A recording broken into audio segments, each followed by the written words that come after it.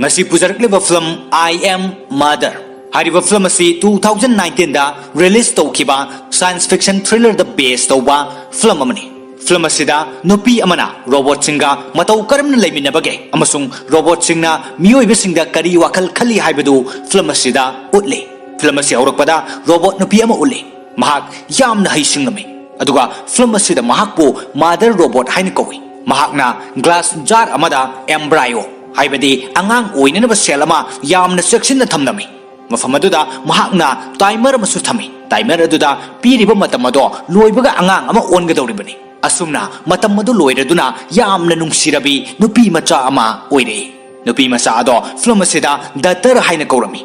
mother robot ado yamna haraurami amasung datar do mahakna yamna luna taurami amasung wari kaya sulibirami aduga malem asida miyoiba amata hingduna leitre hairami karigumba laina laisat amadagi loina sikre haina su hairami nupi macha ado yamna pikli adubo yamna su haisingami matam khara leiraga nupi macha ado chahi tare nipan suraktuna khara chauruklami aduga mahakna mother robot ta hanglaklami ima taibang miyoiba haibado karam tawbano aduga makhoi malem asidagi matau karamna mangkhribano mother robot na amuk khumlai aigi datar aina hana sunangonda haikrabaduni laina ama lakpadagi miyoi kaya ama sikre aduga khara amana makhoi masel lanthengnabadagi sinakre asumna makhoina landanabada malem ase mana masing amata hauba ngamdre asengba nungsit amata phangdabana aina suna hakse mafam asida thamduna mapanda thokhandriba asini asumna mother robot na macha nupi aduda yamna nungsina wari sarami aduga nupi macha aduna su mother robot po yamna ikai khumnarami mother robot na su nupi macha ado yamna nungsina luna tawduna pumnamak takpi tambirami aduga mother robot na macha nupi aduda hai singbagi changyeng kaya amasu tawrami datarna mother robot ta hangi ima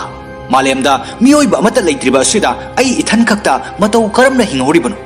mother robot na amuk khumlai nangse aina semari asumna hairaduna mother robot na glass jar aduda yauriba atai embryo mayam singado yenghanduna hairami masi pumnamak asisu nangdongna semgadoribani makhoi mafam asida chawgadoribani aduga mafam asida leigadoribani asumna mama masa wari sanaduna laboratory adugi mapanda malem asi lei haibagi karisu khandana lerami asumna leirakpana datar ado chahi 19 suraklami datar ado hiplaga lairik paringaida khanghaudana mai mulami datar ado yamna ngaklami maramde matau asumna hana amukta mai mutkhidre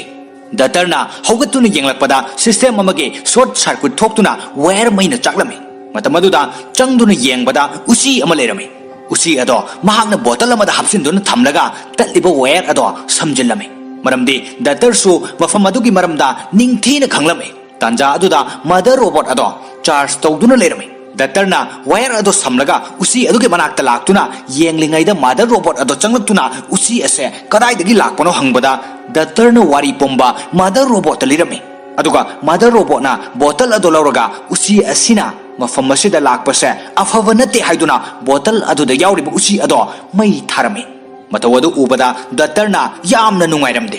aduga hainai bottle asida jiba ama yauribani wahi asitaraga mother robot na amukhumlai laboratory asigi mapanda pumnamak mang tahan karbani mapandagi changlakpa khudingmak laina poklumgani maramasina nangi fananabagi khalaga mai thadoklibani wahi asitabada datar adumak thamoi penkhide aduga mahakna khanki mapangi malem asida karigumba kharadi leiramgani maramasina usi do changlaklibani asumna numit tarakpada mother robot na charge tawdringaida datarna special suit cheladuna mapanda thoktuna yenge khanduna laboratory adugi thongado hanglubada nupi ama leptuna lerami aduga nupi aduna datar aduda mateng nijarami datarna nupi adugi manakta changlaktuna masa pomba check tawraduna mangonda suit ama pibirami tanja aduda mother robot charge tawba loiraduna tholakpada laboratory adugi thong hangba adu ubada datar da hanglami mapada hairami mapangi fibam ase फरकलगा अइने नंगु सोइदना थोकनगनि हौजिकि ओइनदि मदु याखिरोय मथंगदि थोंगसे अमुक हना हांगनो मपानदगि महिक चंगलकनि लाओ नंगी हईसिंगबगि test तोबु मतम यौरकले असमना हाइरदुना test तोबु हौरकलमे mother रोबोटना device अमा पिरमे मदुगि मतेंगदगे दातरना ngसागी नुपि अदुगि मनाक्ता लाक्लमे अदुगा इसिंग पिथक पिरमे अदुगा मफम अदुदा लेरमो अई हिदाक Purke हरमे ꯇꯥꯟꯖꯥꯗꯨꯗ mother ꯔꯣꯕꯣꯠꯅ ꯃꯈꯣꯏ ꯑꯅꯤ ꯄꯨꯟꯅ ꯎꯕꯗ ꯌꯥꯝꯅ ꯁꯥꯎꯔꯝꯃꯤ ꯑꯗꯨꯒ ꯅꯨꯄꯤ ꯑꯗꯨ ꯐꯨꯔꯝꯃꯤ ꯇꯥꯟꯖꯥꯗꯨꯗ ꯗꯥꯛꯇꯔꯅ ꯈꯥꯝꯗꯣꯛꯇꯨꯅ ꯃꯍꯥꯛ ꯑꯁꯦ ꯂꯩꯅꯥ ꯑꯗꯨ ꯅꯠꯇꯦ ꯃꯍꯥꯛꯄꯨ ꯆꯥꯅꯅꯕ ꯄꯤꯕꯤꯌꯨ ꯃꯍꯥꯛꯁꯨ ꯑꯩꯒ ꯆꯞ ꯃꯥꯟꯅꯩ ꯍꯥꯏꯗꯨꯅ ꯃꯥꯗꯔ ꯔꯣꯕꯣꯠꯇ ꯍꯥꯏꯖꯕꯗꯒꯤ ꯃꯥꯗꯔ ꯔꯣꯕꯣꯠꯅ ꯌꯥꯕꯤꯔꯝꯃꯤ ꯑꯗꯨꯒ ꯅꯨꯄꯤ ꯑꯗꯣ ꯃꯁꯥ ꯉꯝꯗꯕ ꯑꯗꯨꯁꯨ ꯂꯥꯌꯦꯡꯕꯤꯔꯒꯦ ꯍꯥꯏꯔꯝꯃꯤ ꯃꯗꯨꯗ ꯅꯨꯄꯤ ꯑꯗꯨꯅ ꯌꯥꯈꯤꯗꯦ ꯃꯍꯥꯛ ꯀꯔꯤꯁꯨ ꯇꯧꯗꯦ ꯍꯥꯏꯗꯨꯅ ꯅꯨꯄꯤ ꯑꯗꯣ ꯃꯁꯥꯗ ꯀꯔꯤꯒꯨꯝꯕ ꯑꯁꯣꯛꯄ ꯑꯃꯇꯁꯨ ꯂꯩꯔꯝꯗꯦ ꯗꯥꯛꯇꯔꯅꯁꯨ ꯃꯥꯗꯔ ꯔꯣꯕꯣꯠꯇ ꯍꯥꯏꯔꯝꯃꯤ ꯃꯍꯥꯛ ꯑꯁꯦ ꯂꯩꯅꯥ ꯑꯗꯨꯅꯁꯨ ꯀꯔꯤꯃꯠꯇ ꯅꯥꯗꯦ ꯅꯨꯄꯤ ꯑꯁꯤꯅ ꯑꯩꯈꯣꯏꯒꯤ ꯂꯦꯕꯇ ꯂꯥꯛꯂꯤꯕ ꯑꯁꯨꯝꯅ ꯂꯦꯕ ꯑꯁꯤꯒꯤ ꯃꯄꯥꯟꯗꯁꯨ ꯑꯩꯈꯣꯏꯒꯤ ꯃꯇꯦꯡ ꯄꯥꯝꯗꯨꯅ ꯑꯇꯩꯁꯨ ꯂꯩꯔꯝꯈꯤꯒꯅꯤ ꯋꯥꯍꯩ ꯑꯁꯤ ꯇꯥꯔꯒ ꯃꯥꯗꯔ ꯔꯣꯕꯣꯠꯅ ꯈꯨꯝꯂꯛꯏ ꯅꯠꯇꯦ ꯃꯤꯑꯣꯏꯕ ꯑꯃꯠꯇ ꯂꯩꯔꯝꯂꯔꯣꯏ ꯍꯥꯏꯈ꯭ꯔꯕꯅꯤ ꯅꯨꯄꯤ ꯑꯁꯤ ꯃꯍꯥꯛꯅ ꯂꯣꯠꯂꯒ ꯃꯊꯟꯇ ꯂꯩꯍꯧꯕ ꯑꯣꯏꯔꯝꯒꯅꯤ ꯑꯗꯨꯒ ꯃꯐꯝ ꯑꯁꯤꯗ ꯂꯥꯛꯄ ꯑꯣꯏꯒꯅꯤ ꯅꯪ ꯆꯠꯂꯒ ꯅꯨꯄꯤ ꯑꯁꯤꯗ ꯀꯔꯤꯒꯨꯝꯕ ꯈꯔ ꯄꯤꯖꯔꯒ ꯍꯪꯉꯨ ꯃꯄꯥꯟꯗ ꯑꯇꯣꯞꯄ ꯃꯤ ꯍꯤꯡꯗꯨꯅ ꯂꯩꯔꯤꯕ꯭ꯔꯥ ꯍꯥꯏꯅ ꯑꯁꯨꯝꯅ ꯗꯥꯛꯇꯔꯅ ꯅꯨꯄꯤ ꯑꯗꯨꯒꯤ ꯃꯅꯥꯛꯇ ꯂꯥꯛꯄꯗ ꯅꯨꯄꯤ ꯑꯗꯨꯅ ꯃꯅꯥꯛꯇ ꯆꯪꯂꯛꯀꯅꯨ ꯍꯥꯏꯔꯛꯏ ꯑꯗꯨꯕꯨ ꯗꯥꯛꯇꯔꯅ ꯅꯨꯄꯤ ꯑꯗꯨꯗ ꯅꯤꯡꯊꯤꯅ ꯍꯥꯏꯖꯔꯕ ꯃꯇꯨꯡꯗ ꯅꯨꯄꯤ ꯑꯗꯨꯗ ꯅꯣꯡꯃꯩꯅ ꯄꯥꯟꯈꯤꯕ ꯑꯗꯣ ꯂꯥꯌꯦꯡꯕꯤꯈꯤ ꯅꯨꯄꯤ ꯑꯗꯣ ꯂꯥꯌꯦꯡꯂꯕ ꯃꯇꯨꯡꯗ ꯗꯥꯛꯇꯔꯒ ꯋꯥꯔꯤ ꯁꯥꯟꯅꯔꯝꯃꯤ ꯅꯨꯄꯤ ꯑꯗꯨꯅ ꯗꯥꯛꯇꯔꯗ ꯑꯁꯨꯝꯅ ꯍꯥꯏꯔꯝꯃꯤ ꯅꯪꯅ ꯔꯣꯕꯣꯠꯇ ꯊꯥꯖꯔꯤꯕ ꯑꯁꯦ ꯑꯉꯛꯄꯅꯤ ꯂꯦꯕꯣꯔꯦꯇꯔꯤ ꯑꯁꯤꯒꯤ ꯃꯄꯥꯟꯗ ꯔꯣꯕꯣꯠꯁꯤꯡꯅ ꯑꯩꯈꯣꯏꯕꯨ ꯂꯧꯇꯨꯅꯔꯗꯨꯅ ꯑꯦꯇꯦꯛ ꯇꯧꯔꯛꯄꯗꯒꯤ ꯃꯤꯑꯣꯏ ꯀꯌꯥ ꯑꯃ ꯁꯤꯈ꯭ꯔꯦ ꯑꯩꯈꯣꯏ ꯈꯔꯇꯅꯤ ꯍꯤꯡꯍꯧꯔꯤꯕ ꯅꯪ ꯃꯐꯝ ꯑꯁꯤꯗ ꯂꯩꯔꯕꯗꯤ ꯈꯨꯗꯣꯡꯊꯤꯕ ꯅꯪꯒꯅꯤ ꯑꯗꯨꯅ ꯂꯦꯕꯣꯔꯦꯇꯔꯤ ꯑꯁꯤꯒꯤ ꯃꯄꯥꯟꯗ ꯊꯣꯛꯈ꯭ꯔꯁꯤ ꯑꯗꯨꯒ ꯁꯣꯊꯔꯕ ꯃꯥꯂꯦꯝ ꯑꯁꯦ ꯑꯃꯨꯛ ꯍꯟꯅ ꯁꯦꯝꯒꯠꯁꯤ ꯗꯥꯛꯇꯔꯅ ꯅꯨꯄꯤ ꯑꯗꯨꯒꯤ ꯋꯥꯔꯤ ꯇꯥꯔꯒ ꯄꯨꯛꯅꯤꯡ ꯌꯥꯝꯅ ꯅꯨꯡꯁꯤꯔꯝꯃꯤ ꯑꯗꯨꯒ ꯅꯨꯄꯤ ꯑꯗꯨꯅ ꯍꯥꯏꯔꯤꯕ ꯑꯗꯣ ꯊꯥꯖꯔꯝꯃꯤ ꯑꯁꯨꯝꯅ ꯗꯥꯛꯇꯔꯅ ꯃꯥꯗꯔ ꯔꯣꯕꯣꯠꯀꯤ ꯃꯅꯥꯛꯇ ꯆꯪꯁꯤꯟꯕꯗ ꯃꯥꯗꯔ ꯔꯣꯕꯣꯠꯅ ꯍꯥꯏꯔꯛꯏ ꯑꯩꯅ ꯅꯈꯣꯏ ꯑꯅꯤꯒꯤ ꯋꯥꯔꯤꯁꯤꯡꯗꯣ ꯍꯥꯟꯅ ꯇꯥꯔꯦ ꯃꯇꯝ ꯀꯨꯏꯅ ꯂꯩꯃꯤꯟꯅꯔꯛꯂꯕꯅꯤ ꯑꯩꯅ ꯅꯪꯕꯨ ꯀꯌꯥꯒꯤ ꯃꯇꯤꯛ ꯂꯨꯅ ꯇꯧꯖꯔꯛꯄ ꯑꯗꯨꯒ ꯅꯪꯅ ꯀꯔꯤꯁꯨ ꯈꯟꯗꯅ ꯉꯁꯤ ꯈꯛꯇ ꯊꯦꯡꯅꯕ ꯅꯨꯄꯤ ꯃꯆꯥ ꯑꯃꯅ ꯍꯥꯏꯕꯗ ꯅꯪꯅ ꯊꯥꯖꯔꯕ ꯑꯁꯨꯝꯅ ꯃꯥꯗꯔ ꯔꯣꯕꯣꯠꯅ ꯍꯥꯏꯔꯛꯄꯗ ꯗꯥꯛꯇꯔ ꯍꯥꯏꯉꯝ ꯇꯝꯉꯝꯈꯤꯗꯦ ꯃꯥꯗꯔ ꯔꯣꯕꯣꯠꯅ ꯑꯃꯨꯛ ꯃꯈꯥ ꯇꯥꯔꯛꯈꯤ ꯅꯪꯒꯤ ꯍꯩꯁꯤꯡꯕꯒꯤ ꯇꯦꯁ ꯔꯤꯖꯜꯅꯤ ꯌꯦꯡꯉꯨ ꯌꯥꯝꯅ ꯋꯥꯡꯅ ꯃꯥꯏ ꯄꯥꯛꯂꯦ ꯑꯩꯒꯤ ꯏꯆꯥꯗꯤ ꯌꯥꯝꯅ ꯍꯩꯁꯤꯡꯕꯤꯅꯤ ꯃꯔꯝ ꯑꯁꯤꯅ ꯑꯩꯅ ꯅꯪꯒꯤ ꯁꯔꯄ꯭ꯔꯥꯏꯖ ꯑꯃ ꯊꯝꯂꯦ ꯑꯁꯨꯝꯅ ꯍꯥꯏꯔꯗꯨꯅ ꯑꯦꯝꯕ꯭ꯔꯥꯏꯑꯣ ꯂꯦꯕꯇ ꯄꯨꯁꯤꯜꯂꯗꯨꯅ ꯂꯩꯔꯤꯕ ꯑꯦꯝꯕ꯭ꯔꯥꯏꯑꯣꯁꯤꯡ ꯑꯗꯨꯒꯤ ꯃꯔꯛꯇꯒꯤ ꯃꯍꯥꯛꯀꯤ ꯑꯄꯥꯝꯕ ꯃꯅꯥꯎ ꯅꯨꯄꯥ ꯅꯠꯇ꯭ꯔꯒ ꯃꯅꯥꯎ ꯅꯨꯄꯤ ꯑꯃ ꯈꯜꯂꯨ ꯍꯥꯏꯔꯛꯄꯗ ꯗꯥꯛꯇꯔ ꯌꯥꯝꯅ ꯍꯔꯥꯎꯔꯝꯃꯤ ꯃꯔꯝꯗꯤ ꯃꯐꯝ ꯑꯗꯨꯗ ꯃꯇꯝ ꯁꯥꯡꯅ ꯃꯊꯟꯇ ꯂꯩꯔꯛꯄꯗꯣ ꯃꯅꯥꯎ ꯑꯃ ꯂꯥꯛꯂꯅꯤ ꯈꯜꯂꯨꯕꯗ ꯑꯗꯨꯒ ꯗꯥꯛꯇꯔꯅ ꯃꯥꯗꯔ ꯔꯣꯕꯣꯠꯇ ꯏꯅꯥꯎ ꯅꯨꯄꯥ ꯑꯣꯏꯅ ꯈꯜꯂꯒꯦ ꯍꯥꯏꯈꯤ ꯑꯗꯨꯒ ꯃꯥꯗꯔ ꯔꯣꯕꯣꯠꯅ ꯃꯐꯝ ꯑꯗꯨꯗꯒꯤ ꯒ꯭ꯂꯥꯁ ꯖꯥꯔ ꯑꯃ ꯂꯧꯊꯣꯛꯂꯝꯃꯤ ꯑꯁꯨꯝꯅ ꯅꯨꯃꯤꯠ ꯇꯥꯔꯛꯄꯗ ꯃꯥꯗꯔ ꯔꯣꯕꯣꯠ ꯆꯥꯔꯖ ꯇꯧꯔꯝꯃꯤ ꯇꯥꯟꯖꯥ ꯑꯗꯨꯗ ꯗꯥꯛꯇꯔꯅ ꯌꯥꯝꯅ ꯆꯃꯝꯅꯅ ꯋꯥꯈꯜ ꯈꯜꯂꯝꯃꯤ ꯑꯗꯨꯒ ꯃꯐꯝ ꯑꯗꯨꯒꯤ ꯁꯦꯀ꯭ꯔꯦꯠ ꯂꯦꯕ ꯑꯃꯗ ꯆꯪꯗꯨꯅ ꯗꯥꯇꯥ ꯃꯌꯥꯝ ꯑꯃ ꯊꯝꯂꯤꯕ ꯑꯗꯣ ꯆꯦꯛ ꯇꯧꯔꯝꯃꯤ ꯑꯗꯨꯒ ꯗꯥꯛꯇꯔ ꯌꯥꯝꯅ ꯉꯛꯂꯝꯃꯤ ꯃꯔꯝꯗꯤ ꯗꯥꯛꯇꯔꯅ ꯃꯐꯝ ꯑꯗꯨꯗ ꯂꯥꯛꯇ꯭ꯔꯤꯉꯩꯗ ꯍꯥꯟꯅꯁꯨ ꯃꯤꯑꯣꯏ 3 ꯁꯤꯈꯤꯕꯒꯤ ꯔꯦꯀꯣꯔꯗ ꯂꯩꯔꯝꯃꯤ ꯃꯤꯑꯣꯏ 3 ꯑꯗꯣ ꯃꯈꯣꯏꯒꯤ ꯍꯩꯁꯤꯡꯕꯒꯤ ꯇꯦꯁ ꯇꯧꯕꯗ ꯐꯦꯜ ꯑꯣꯏꯕꯗꯒꯤ ꯃꯥꯗꯔ ꯔꯣꯕꯣꯠꯅ ꯃꯤꯑꯣꯏꯁꯤꯡ ꯑꯗꯨꯕꯨ ꯍꯥꯠꯈꯤꯕꯅꯤ ꯃꯗꯨ ꯊꯦꯡꯅꯔꯨꯕꯗꯒꯤ ꯗꯥꯛꯇꯔ ꯌꯥꯝꯅ ꯉꯛꯂꯗꯨꯅ ꯊꯣꯛꯂꯛꯄꯗ ꯍꯥꯟꯅ ꯍꯥꯠꯈꯤꯕ ꯃꯤ ꯑꯃꯒꯤ ꯁꯔꯨ ꯊꯦꯡꯅꯈꯤ ꯗꯥꯛꯇꯔꯅ ꯃꯗꯨ ꯎꯕꯗ ꯍꯦꯟꯅ ꯊꯥꯖꯈꯤ ꯑꯗꯨꯒ ꯌꯥꯝꯅ ꯀꯞꯈꯤ ꯃꯍꯥꯛꯅ ꯈꯜꯂꯤ ꯃꯗꯨꯗꯤ ꯃꯍꯥꯛꯀꯤ ꯍꯩꯁꯤꯡꯕ ꯑꯗꯣ ꯔꯣꯕꯣꯠ ꯑꯗꯨꯅ ꯁꯤꯖꯤꯟꯅꯕ ꯄꯥꯝꯕꯗꯒꯤ ꯃꯍꯥꯛꯄꯨ ꯃꯐꯝ ꯑꯗꯨꯗ ꯊꯝꯂꯤꯕꯅꯤ ꯍꯥꯏꯅ ꯑꯁꯨꯝꯅ ꯃꯍꯥꯛꯅ ꯋꯥꯈꯜ ꯀꯌꯥ ꯈꯜꯂꯕ ꯃꯇꯨꯡꯗ ꯅꯨꯄꯤ ꯑꯗꯨꯒꯤ ꯃꯅꯥꯛꯇ ꯂꯥꯛꯇꯨꯅ ꯎꯅꯔꯝꯃꯤ ꯃꯗꯨꯗ ꯅꯨꯄꯤ ꯑꯗꯨꯅ ꯃꯐꯝ ꯑꯗꯨꯗꯒꯤ ꯆꯦꯟꯈ꯭ꯔꯁꯤ ꯍꯥꯏꯕꯗ ꯗꯥꯛꯇꯔꯅ ꯌꯥꯈꯤꯗꯦ ꯃꯔꯝꯗꯤ ꯃꯅꯥꯎ ꯅꯨꯄꯥ ꯑꯃ ꯂꯥꯛꯂꯅꯤ ꯍꯥꯏꯗꯨꯅ ꯃꯈꯣꯏꯅ ꯁꯥꯔꯤꯕ ꯋꯥꯔꯤꯁꯤꯡ ꯑꯗꯣ ꯃꯥꯗꯔ ꯔꯣꯕꯣꯠꯅ ꯈꯨꯗꯤꯡꯃꯛ ꯇꯥꯔꯝꯃꯤ ꯑꯗꯨꯒ ꯃꯥꯗꯔ ꯔꯣꯕꯣꯠꯅ ꯁꯥꯎꯔꯨꯗꯨꯅ ꯗꯥꯛꯇꯔꯗꯣ ꯀꯥ ꯑꯃꯗ ꯂꯣꯛ ꯇꯧꯗꯨꯅ ꯊꯝꯈꯤ ꯑꯗꯨꯒ ꯃꯥꯗꯔ ꯔꯣꯕꯣꯠꯅ ꯅꯨꯄꯤ ꯑꯗꯨꯗ ꯌꯥꯝꯅ ꯑꯣꯠ ꯅꯩꯈꯤ ꯃꯇꯧ ꯑꯗꯨ ꯗꯥꯛꯇꯔꯅ ꯌꯦꯡꯕꯗ ꯈꯥꯡꯕ ꯉꯝꯗ꯭ꯔꯗꯨꯅ ꯃꯍꯥꯛꯅ ꯊꯥꯔꯕ ꯒ꯭ꯂꯥꯁ ꯑꯗꯣ ꯊꯨꯒꯥꯏꯗꯨꯅ ꯊꯣꯛꯂꯛꯂꯝꯃꯤ ꯑꯗꯨꯒ ꯅꯨꯄꯤ ꯑꯗꯣ ꯀꯟꯕꯤꯒꯦ ꯈꯟꯗꯨꯅ ꯃꯍꯥꯛꯅ ꯆꯪꯁꯤꯜꯂꯨꯕꯗ ꯅꯨꯄꯤ ꯑꯗꯨꯅ ꯗꯥꯛꯇꯔꯒꯤ ꯉꯛꯁꯝꯗ ꯊꯥꯡ ꯑꯃ ꯊꯝꯗꯨꯅ ꯃꯥꯗꯔ ꯔꯣꯕꯣꯠꯇ ꯍꯥꯏꯈꯤ ꯃꯐꯝ ꯑꯁꯤꯗꯒꯤ ꯑꯩꯈꯣꯏꯕꯨ ꯊꯣꯛꯍꯟꯗ꯭ꯔꯕꯗꯤ ꯗꯥꯛꯇꯔ ꯑꯁꯦ ꯃꯐꯝ ꯑꯁꯤꯗ ꯍꯥꯠꯀꯅꯤ ꯋꯥꯍꯩ ꯑꯁꯤ ꯇꯥꯕꯗ ꯃꯥꯗꯔ ꯔꯣꯕꯣꯠꯅ ꯌꯥꯝꯅ ꯀꯤꯔꯝꯃꯤ ꯃꯔꯝ ꯑꯁꯤꯅ ꯃꯥꯗꯔ ꯔꯣꯕꯣꯠꯅ ꯂꯦꯕꯀꯤ ꯊꯣꯡ ꯑꯗꯣ ꯍꯥꯡꯂꯝꯃꯤ ꯑꯗꯨꯒ ꯅꯨꯄꯤ ꯑꯗꯨꯒ ꯗꯥꯛꯇꯔ ꯑꯗꯨꯒ ꯂꯦꯕ ꯑꯗꯨꯗꯒꯤ ꯊꯣꯛꯍꯟꯈꯤꯔꯝꯃꯤ ꯂꯦꯕ ꯑꯗꯨꯒꯤ ꯃꯄꯥꯟꯗ ꯎ ꯋꯥ ꯄꯨꯝꯅꯃꯛ ꯀꯪꯂꯝꯃꯤ ꯑꯃꯁꯨꯡ ꯃꯩꯈꯨꯁꯨ ꯀꯥꯔꯝꯃꯤ ꯑꯗꯨꯕꯨ ꯂꯦꯕ ꯑꯗꯨꯒꯤ ꯃꯅꯥꯛꯇꯗꯤ ꯃꯍꯩ ꯃꯔꯣꯡ ꯑꯁꯪꯕ ꯀꯌꯥ ꯊꯥꯗꯨꯅ ꯍꯧꯔꯝꯃꯤ ꯃꯁꯤꯅ ꯇꯥꯛꯄꯗꯤ ꯔꯣꯕꯣꯠꯁꯤꯡ ꯑꯗꯨꯅ ꯃꯥꯂꯦꯝ ꯑꯗꯣ ꯇꯞꯅ ꯇꯞꯅ ꯁꯦꯝꯒꯠꯂꯛꯄꯒꯤ ꯃꯇꯧꯅꯤ ꯑꯁꯨꯝꯅ ꯅꯨꯄꯤ ꯑꯗꯨꯅ ꯍꯥꯟꯅ ꯂꯩꯔꯝꯕ ꯃꯐꯝ ꯑꯗꯨꯗ ꯆꯪꯂꯛꯂꯝꯃꯤ ꯃꯐꯝ ꯑꯗꯨꯗ ꯅꯨꯄꯤ ꯑꯗꯨꯅ ꯆꯥꯅ ꯊꯛꯅꯅꯕ ꯈꯔꯁꯨ ꯊꯝꯂꯝꯃꯤ ꯃꯇꯧ ꯑꯗꯨ ꯎꯕꯗ ꯗꯥꯛꯇꯔꯅ ꯅꯨꯄꯤ ꯑꯗꯨꯗ ꯅꯪꯗꯤ ꯃꯐꯝ ꯑꯁꯤꯗ ꯀꯔꯝꯅ ꯂꯩꯔꯤꯕ ꯑꯗꯨꯒ ꯃꯤꯑꯣꯏ ꯑꯇꯣꯞꯄꯅ ꯀꯗꯥꯏꯗ ꯂꯩꯈ꯭ꯔꯕꯅꯣ ꯑꯁꯨꯝꯅ ꯍꯪꯂꯛꯏ ꯅꯨꯄꯤ ꯑꯗꯨꯅ ꯈꯨꯝꯂꯛꯏ ꯑꯩꯅ ꯅꯉꯣꯟꯗ ꯑꯣꯏꯗꯕ ꯍꯥꯏꯖꯟꯈꯤꯕꯅꯤ ꯆꯨꯝꯃꯤ ꯑꯩ ꯃꯥꯏꯟ ꯍꯥꯏꯔꯤꯕ ꯃꯐꯝ ꯑꯗꯨꯗ ꯂꯩꯔꯝꯃꯤ ꯑꯗꯨꯕꯨ ꯃꯐꯝ ꯑꯁꯤꯗ ꯑꯩ ꯏꯊꯟꯇ ꯍꯤꯡꯍꯧꯕꯅꯤ ꯑꯇꯩꯁꯤꯡ ꯑꯗꯨꯗꯤ ꯂꯣꯏꯅ ꯍꯥꯠꯄꯤꯈ꯭ꯔꯦ ꯋꯥꯍꯩ ꯑꯁꯤ ꯇꯥꯕꯗ ꯗꯥꯛꯇꯔꯅ ꯁꯥꯎꯔꯗꯨꯅ ꯅꯨꯄꯤ ꯑꯗꯨꯒꯤ ꯃꯃꯥꯏꯗ ꯈꯨꯄꯥꯛꯅ ꯊꯥꯔꯗꯨꯅ ꯑꯣꯏꯗꯕ ꯀꯔꯤꯒꯤ ꯉꯥꯡꯂꯤꯕꯅꯣ ꯍꯥꯏꯔꯝꯃꯤ ꯑꯗꯨꯒ ꯗꯥꯛꯇꯔ ꯑꯗꯣ ꯂꯦꯕꯣꯔꯦꯇꯔꯤ ꯇꯝꯅ ꯂꯥꯛꯂꯝꯃꯤ ꯑꯗꯨꯕꯨ ꯂꯦꯕ ꯑꯗꯨꯒꯤ ꯃꯄꯥꯟꯗ ꯔꯣꯕꯣꯠ ꯃꯌꯥꯝ ꯑꯃ ꯂꯩꯔꯝꯃꯤ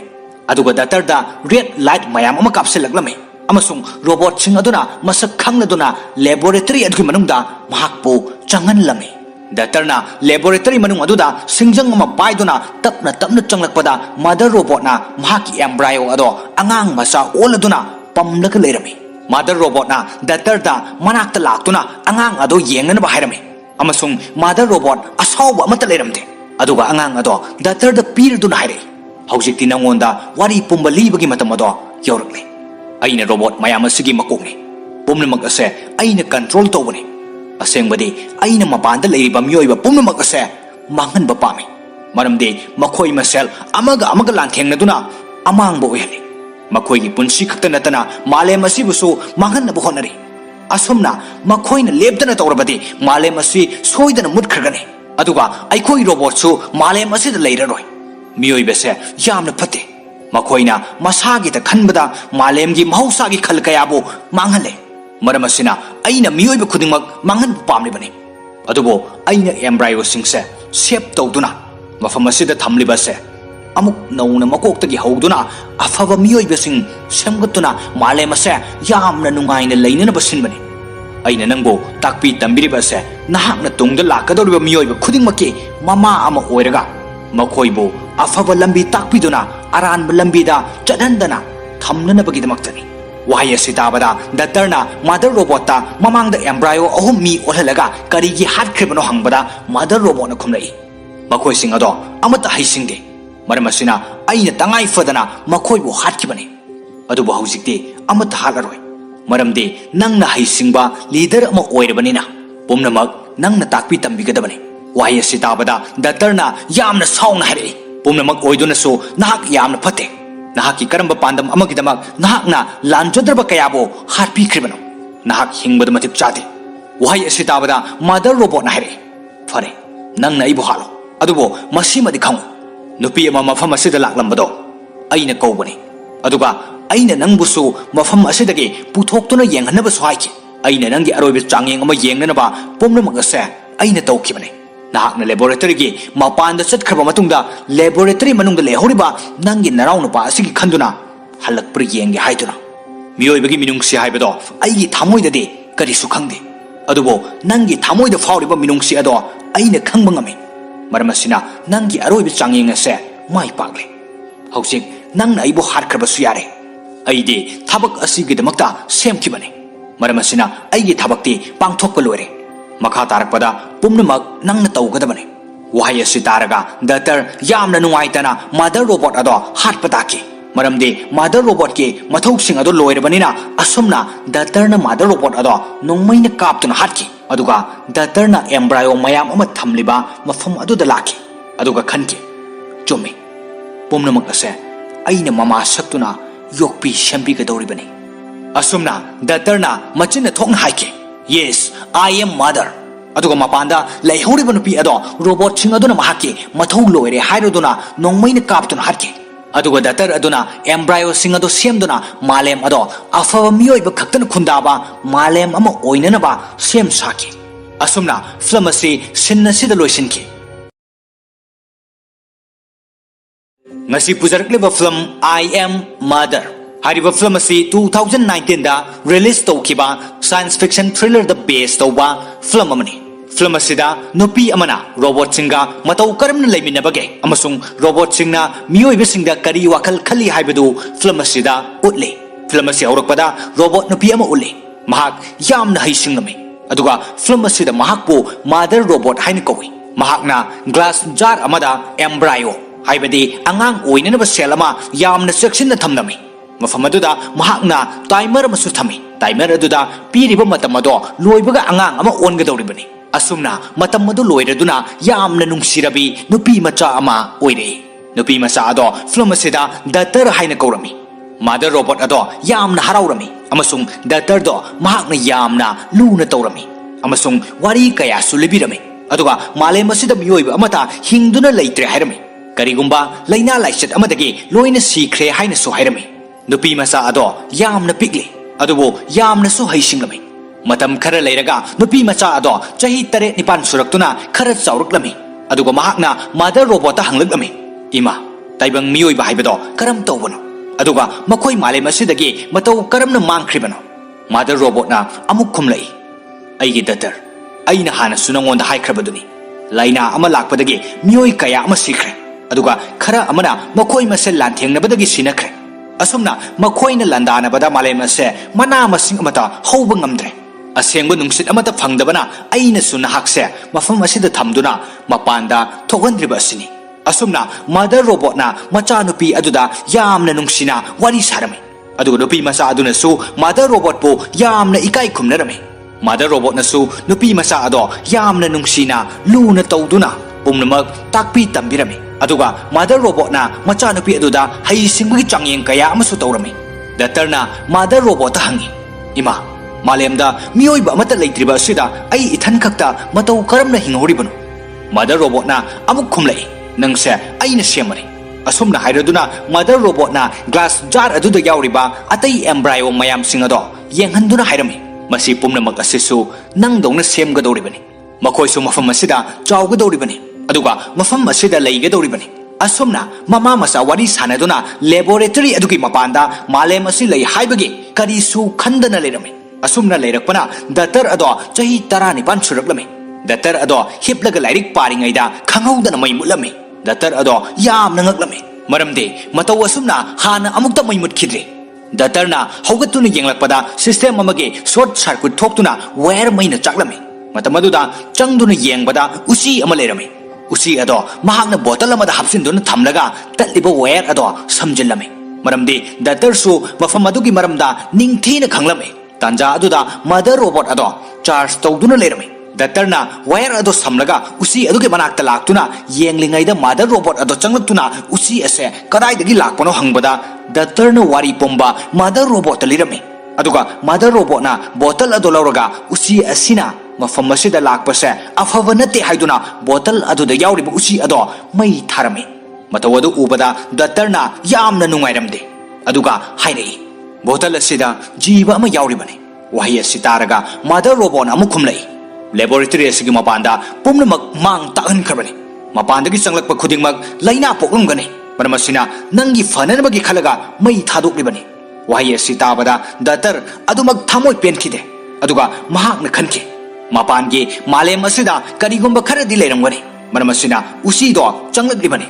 ꯑꯁꯨꯝꯅ ꯅꯨꯃꯤꯠ ꯇꯥꯔꯛꯄꯗ ꯃꯥꯗꯔ ꯔꯣꯕꯣꯠꯅ ꯆꯥꯔꯖ ꯇꯧꯗ꯭ꯔꯤꯉꯩꯗ ꯗꯥꯛꯇꯔꯅ ꯁ꯭ꯄꯦꯁꯤꯌꯦꯜ ꯁꯨꯠ ꯁꯦꯠꯂꯗꯨꯅ ꯃꯄꯥꯟꯗ ꯊꯣꯛꯇꯨꯅ ꯌꯦꯡꯒꯦ ꯈꯟꯗꯨꯅ ꯂꯦꯕꯣꯔꯦꯇꯔꯤ ꯑꯗꯨꯒꯤ ꯊꯣꯡ ꯑꯗꯣ ꯍꯥꯡꯂꯨꯕꯗ ꯅꯨꯄꯤ ꯑꯃ ꯂꯦꯞꯇꯨꯅ ꯂꯩꯔꯝꯃꯤ ꯑꯗꯨꯒ ꯅꯨꯄꯤ ꯑꯗꯨꯅ ꯗꯥꯛꯇꯔ ꯑꯗꯨꯗ ꯃꯇꯦꯡ ꯅꯤꯖꯔꯝꯃꯤ ꯗꯥꯛꯇꯔꯅ ꯅꯨꯄꯤ ꯑꯗꯨꯒꯤ ꯃꯅꯥꯛꯇ ꯆꯪꯂꯛꯇꯨꯅ ꯃꯁꯥ ꯄꯨꯝꯕ ꯆꯦꯛ ꯇꯧꯔꯗꯨꯅ ꯃꯉꯣꯟꯗꯁꯨ ꯁꯨꯠ ꯑꯃ ꯄꯤꯕꯤꯔꯝꯃꯤ ꯇꯥꯟꯖꯥ ꯑꯗꯨꯗ ꯃꯥꯗꯔ ꯔꯣꯕꯣꯠ ꯆꯥꯔꯖ ꯇꯧꯕ ꯂꯣꯏꯔꯗꯨꯅ ꯊꯣꯛꯂꯛꯄꯗ ꯂꯦꯕꯣꯔꯦꯇꯔꯤ ꯑꯗꯨꯒꯤ ꯊꯣꯡ ꯍꯥꯡꯕ ꯑꯗꯨ ꯎꯕꯗ ꯗꯥꯛꯇꯔꯗ ꯍꯪꯂꯝꯃꯤ ꯃꯄꯥꯟꯗ ꯅꯪ ꯀꯔꯤ ꯇꯧꯕ ꯊꯣꯛꯂꯨꯔꯤꯕꯅꯣ ꯗꯥꯛꯇꯔ ꯀꯔꯤꯁꯨ ꯈꯨꯝꯗꯅ ꯂꯩꯔꯝꯃꯤ ꯑꯗꯨꯒ ꯅꯨꯄꯤ ꯑꯗꯨꯒꯤ ꯃꯔꯝꯗꯁꯨ ꯀꯔꯤꯃꯠꯇ ꯍꯥꯏꯗꯣꯛꯈꯤꯗꯦ ꯃꯥꯗꯔ ꯔꯣꯕꯣꯠꯅ ꯗꯥꯛꯇꯔꯗ ꯍꯥꯏꯔꯝꯃꯤ ꯃꯄꯥꯟꯒꯤ ꯐꯤꯕꯝ ꯑꯁꯦ ꯐꯔꯛꯂꯒ ꯑꯩꯅ ꯅꯪꯕꯨ ꯁꯣꯏꯗꯅ ꯊꯣꯛꯍꯟꯒꯅꯤ ꯍꯧꯖꯤꯛꯀꯤ ꯑꯣꯏꯅꯗꯤ ꯃꯗꯨ ꯌꯥꯈꯤꯔꯣꯏ ꯃꯊꯪꯗꯒꯤ ꯊꯣꯡ ꯑꯁꯦ ꯑꯃꯨꯛ ꯍꯟꯅ ꯍꯥꯡꯒꯅꯨ ꯃꯄꯥꯟꯗꯒꯤ ꯃꯍꯤꯛ ꯆꯪꯂꯛꯀꯅꯤ ꯂꯥꯎ ꯅꯪꯒꯤ ꯍꯩꯁꯤꯡꯕꯒꯤ ꯇꯦꯁ ꯇꯧꯕ ꯃꯇꯝ ꯌꯧꯔꯛꯂꯦ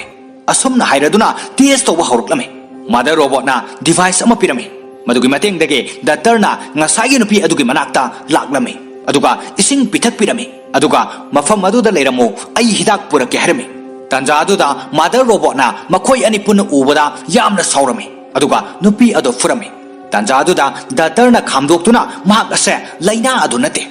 ꯃꯍꯥꯛꯄꯨ ꯆꯥꯅꯅꯕ ꯄꯤꯕꯤꯌꯨ ꯃꯍꯥꯛꯁꯨ ꯑꯩꯒ ꯆꯞ ꯃꯥꯟꯅꯩ ꯍꯥꯏꯗꯨꯅ ꯃꯥꯗꯔ ꯔꯣꯕꯣꯠꯇ ꯍꯥꯏꯖꯕꯗꯒꯤ ꯃꯥꯗꯔ ꯔꯣꯕꯣꯠꯅ ꯌꯥꯕꯤꯔꯝꯃꯤ ꯑꯗꯨꯒ ꯅꯨꯄꯤ ꯑꯗꯣ ꯃꯁꯥ ꯉꯝꯗꯕ ꯑꯗꯨꯁꯨ ꯂꯥꯌꯦꯡꯕꯤꯔꯒꯦ ꯍꯥꯏꯔꯝꯃꯤ ꯃꯗꯨꯗ ꯅꯨꯄꯤ ꯑꯗꯨꯅ ꯌꯥꯈꯤꯗꯦ ꯃꯍꯥꯛ ꯀꯔꯤꯁꯨ ꯇꯧꯗꯦ ꯍꯥꯏꯗꯨꯅ ꯅꯨꯄꯤ ꯑꯗꯣ ꯃꯁꯥꯗ ꯀꯔꯤꯒꯨꯝꯕ ꯑꯁꯣꯛꯄ ꯑꯃꯇꯁꯨ ꯂꯩꯔꯝꯗꯦ ꯗꯥꯛꯇꯔꯅꯁꯨ ꯃꯥꯗꯔ ꯔꯣꯕꯣꯠꯇ ꯍꯥꯏꯔꯝꯃꯤ ꯃꯍꯥꯛ ꯑꯁꯦ ꯂꯩꯅꯥ ꯑꯗꯨꯅꯁꯨ ꯀꯔꯤꯃꯠꯇ ꯅꯥꯗꯦ ꯅꯨꯄꯤ ꯑꯁꯤꯅ ꯑꯩꯈꯣꯏꯒꯤ ꯂꯦꯕꯇ ꯂꯥꯛꯂꯤꯕ ꯑꯁꯨꯝꯅ ꯂꯦꯕ ꯑꯁꯤꯒꯤ ꯃꯄꯥꯟꯗꯁꯨ ꯑꯩꯈꯣꯏꯒꯤ ꯃꯇꯦꯡ ꯄꯥꯝꯗꯨꯅ ꯑꯇꯩꯁꯨ ꯂꯩꯔꯝꯈꯤꯒꯅꯤ ꯋꯥꯍꯩ ꯑꯁꯤ ꯇꯥꯔꯒ ꯃꯥꯗꯔ ꯔꯣꯕꯣꯠꯅ ꯈꯨꯝꯂꯛꯏ ꯅꯠꯇꯦ ꯃꯤꯑꯣꯏꯕ ꯑꯃꯠꯇ ꯂꯩꯔꯝꯂꯔꯣꯏ ꯍꯥꯏꯈ꯭ꯔꯕꯅꯤ ꯅꯨꯄꯤ ꯑꯁꯤ ꯃꯍꯥꯛꯅ ꯂꯣꯠꯂꯒ ꯃꯊꯟꯇ ꯂꯩꯍꯧꯕ ꯑꯣꯏꯔꯝꯒꯅꯤ aduga mafam asida lakpu oigani nang chalaga nupi asida karigumba khara pijaraga hangu mapanda atopa mi hingduna leiribra haina asumna datarna nupi adugi manakta lakpada nupi aduna manakta changlakanu haire adubu datarna nupi aduda ningthina haijaraba matungda nupi aduda nongmaina pankiba ado layeng biki nupi ado layeng laba matungda datarga wari sanarame nupi aduna datarda asumna hairame nangna robot ta thajariba se angakpane laboratory asigi mapanda robot singna aikhoibu lautunaraduna attack tawrakpadagi miyoi kaya ama sikre aikoi kharatani hinghoriba nang mafam asida leirabadi khudong thiba nangani aduna laboratory asigi mapanda thokrasi aduga sotharaba malema se amugana semgachi datarna nupi adugi wari targa pungning yamna nungsirami aduga nupi aduna hariba ado thazarami asumna datarna mother robot ki manakta sangsin bada mother robot na haire aina nakhoi anigi wari singdo hana tare matam koina leminaraklabani aina nangbo kaya gi batik luna tawjarakpa aduga nangna kari su khandana ngasi khakta thengnaba nupi macha man haibada nangna thajaraba asumna mother robot na hairakpada datar haingam tangum khide mother robot na amuk makha tarke nangi haisingbi test result ne yengo yamna wangna mai pakne aigi isadi yamna haisingbini maramasina aina nangi surprise ama thamle asumna hairaduna embryo lab ta pusiladuna leiriba embryo sing adugi maraktage mahaki apamba manau nupa natraga manau nupi ama khalu hairakpada datar yamna haraurami maramde mafam aduda matam sangna mathanta leirakpado manau ama laklani khalubada aduga datarna mother robot ta inau nupa oina khalagi haike aduga mother robot na mafam adudage glass jar ama lauthokrame asumna numit tarakpada mother robot charge tawrame tanja aduda datarna yamna chamamnana wakhal khalame aduga mafam adugi secret lab amada changduna data mayam ama thamliba ado check tawrame aduga datar yamna ngaklame maramde datarna mafam aduda laktringaida hanasu miyoi ahum sikhibagi record leirame miyoi ahum ado makhoigi haisingbi test tawbada fail oibadagi mother robot na miyoi sing adubo hatkibani madu thengnarubadagi datar yamna ngakladuna thoglakpada hana hatkiba mi amage saru thengnake datarna madu ubada hena thajake aduga yamna kapke mahakna khalle madudi mahaki haisingba do robot aduna sizinaba pambadagi mahakbu mafam aduda thamlibani haina asumna mahakna wakhal kaya khalaba matungda nupi adugi manakta laktuna unarame maduda nupi aduna mafam adudagi chen krasi haibada datarna yakhide maramdi manau nupa ama laklani haiduna makoina sariba wari sing ado mother robot na khudingmak tarame aduga mother robot na sauruduna datardo ka amada lok tawduna thamke aduga mother robot na nupi aduda yamna ot naike